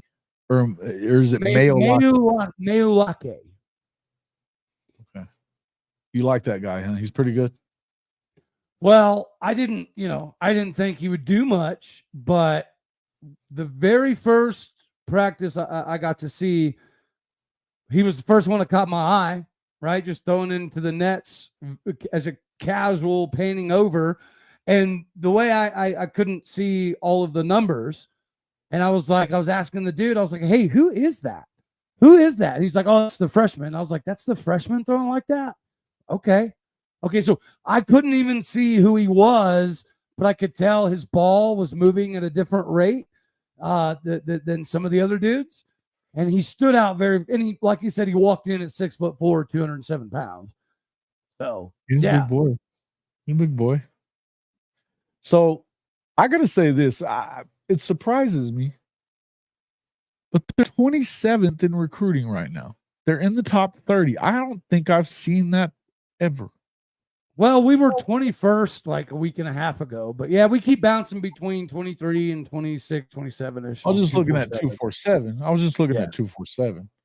And that's not necessarily the composite ranking either. So yeah, I think I've said it on my show even before spring started that this will likely be the greatest class in Oklahoma State history, right? The best class ever was 23rd. In 247, and then the second best class was like 29th in 247. So we've only broke the top 30 in 247's rankings a couple times, right? And we've still got a few more guys that I think we're going to have a really, really good shot at. And if we get 3 or 4 of these next incoming guys, I think that does bump us back into the top 23, 24-ish. And I think that's where we'll end the season, is right around 25. But I also think that there's a decent amount of dudes that are in the wait and see mode, right? They want to see if this is the year that Oklahoma State does, in fact, get it done, because there is that expectation. If OU's gone and Texas is gone, Oklahoma State needs to be the team that takes that next step. And I think if we do, then recruiting in the top 25 will start to become somewhat normal for us. But if we don't, yeah, I think we go back to the 50s, 60s range. This is a massive year. I think this is the biggest year of Mike Gundy's career. That's pretty. Hey, I'll give you this. And listen, guys, Tattoo, you can say this too. One thing I know about this guy, there's a reason why. There's a reason why I allow Cody to come on my show. And it's because he's the one Oklahoma State creator that doesn't just deride Mike Gundy. Tattoo, you're showing your football knowledge again. Can you tell me the last time Mike Gundy was a wide receivers coach? If they go 5-7, are you going to become an OU fan? I bet the last time Mike Gundy was a wide receivers coach was before you were born. So I don't know about all that. if we go 5-7, become an OU fan. If they go 5-7, I will live stream me cutting my own right leg off. That's what I'll do, Tattoo. 5-7. You're higher than a giraffe's vagina, sir. All right. And that's a decent ways up. Gentlemen, I appreciate you coming in, Cody, and it's time for me to get out of here too. But fair play. That's fair play. That's all right. My old lady's been texting me to do a honeydew that I've been putting off, so I should probably go get her done. Well, hang tight until your download is finished first anyway. But folks, thanks a lot for coming in. We appreciate it. Coming into Rise and Shine College Football. Got a few more things. We'll be coming to you most of the rest of the week as well. We got some good trying to get good guests onto the show every day. Sorry I missed today. No, I'm just kidding. Love me some Okie like Cody. He's my boy. Again, he's the only reason that I ever have been able to like deal with Cody is because he's the one guy Okie Light-wise that will not just deride the hell out of Mike Gundy, and I appreciate that. In fact, it's not been good for his access to Okie Light. So I got to give him props. for that. But I do think, hey man, I'm not stupid. I mean, you talked a lot, right? I knew as soon as I put all that stuff out that it was going to hurt. And it's okay, because after Mike Gundy started admitting most of it, made my heart feel happy. No, you were right. You weren't wrong. I mean, you were saying it for at least a year that I know of for sure that he was mailing it in, and we all knew he was mailing it in. I don't know. It wasn't a practice. I know that I believe that he's gonna really have made a huge change. I know he likes to let everybody think he has, but I will say we'll figure it out. And look, I don't see them really losing 5. I think 8-4 is a possibility. I think 9-3 is a possibility for every team in this league that's competing for it. So I think I'm going to go 9-3, 8-4 floor. I'd like to see it worse, but it is what it is. It is what it is. Like I said, I love Tattoo Baker like 13 fat kids having sex on a cupcake, but there ain't no way in the hell we're losing 5 daggone football games. It ain't happening. It tain't happening, Captain. You said taint. All right. We've evolved into it's enough already. I appreciate everybody coming in. Love you guys. Freshman to pay attention to. Okay, wait. Give you one incoming freshman to look for. I'm going to say Tamarick Johnson. Tamarick Johnson came in as a defensive end. He walked in the building 6'3", 197 pounds. He's already up to like 211 pounds. We took him from defensive end, and because of what he was doing in practice, we already switched him to linebacker. He's already kind of been in a rotation with Colin Oliver as a true freshman. So, yeah, he's going to be somebody that we definitely need to pay attention to. He's the next Colin Oliver clone, and, he's a big get. Okay. Cool. Cody, tell everybody how to find you, and then we'll get on out of here. Yeah, I'm pretty simplistic. Just Locked On Oklahoma State Show, and then on X, just follow me at Aldeo State. I do the other stuff, but not really. I have a Facebook and the other one, Instagram. I'm just not on them all that often. There you go. Yeah. Catch the show. I like to have a good time. I do break down. I do break down like some of the film and recruiting, and try to have some of the players and stuff on to just give the fan base a little bit more connection to Oklahoma State football. Good enough. And I cover everything else too. Yeah. Well, we appreciate you coming into the show as always, man. Got to be over here a little more often, just so I can do this stuff.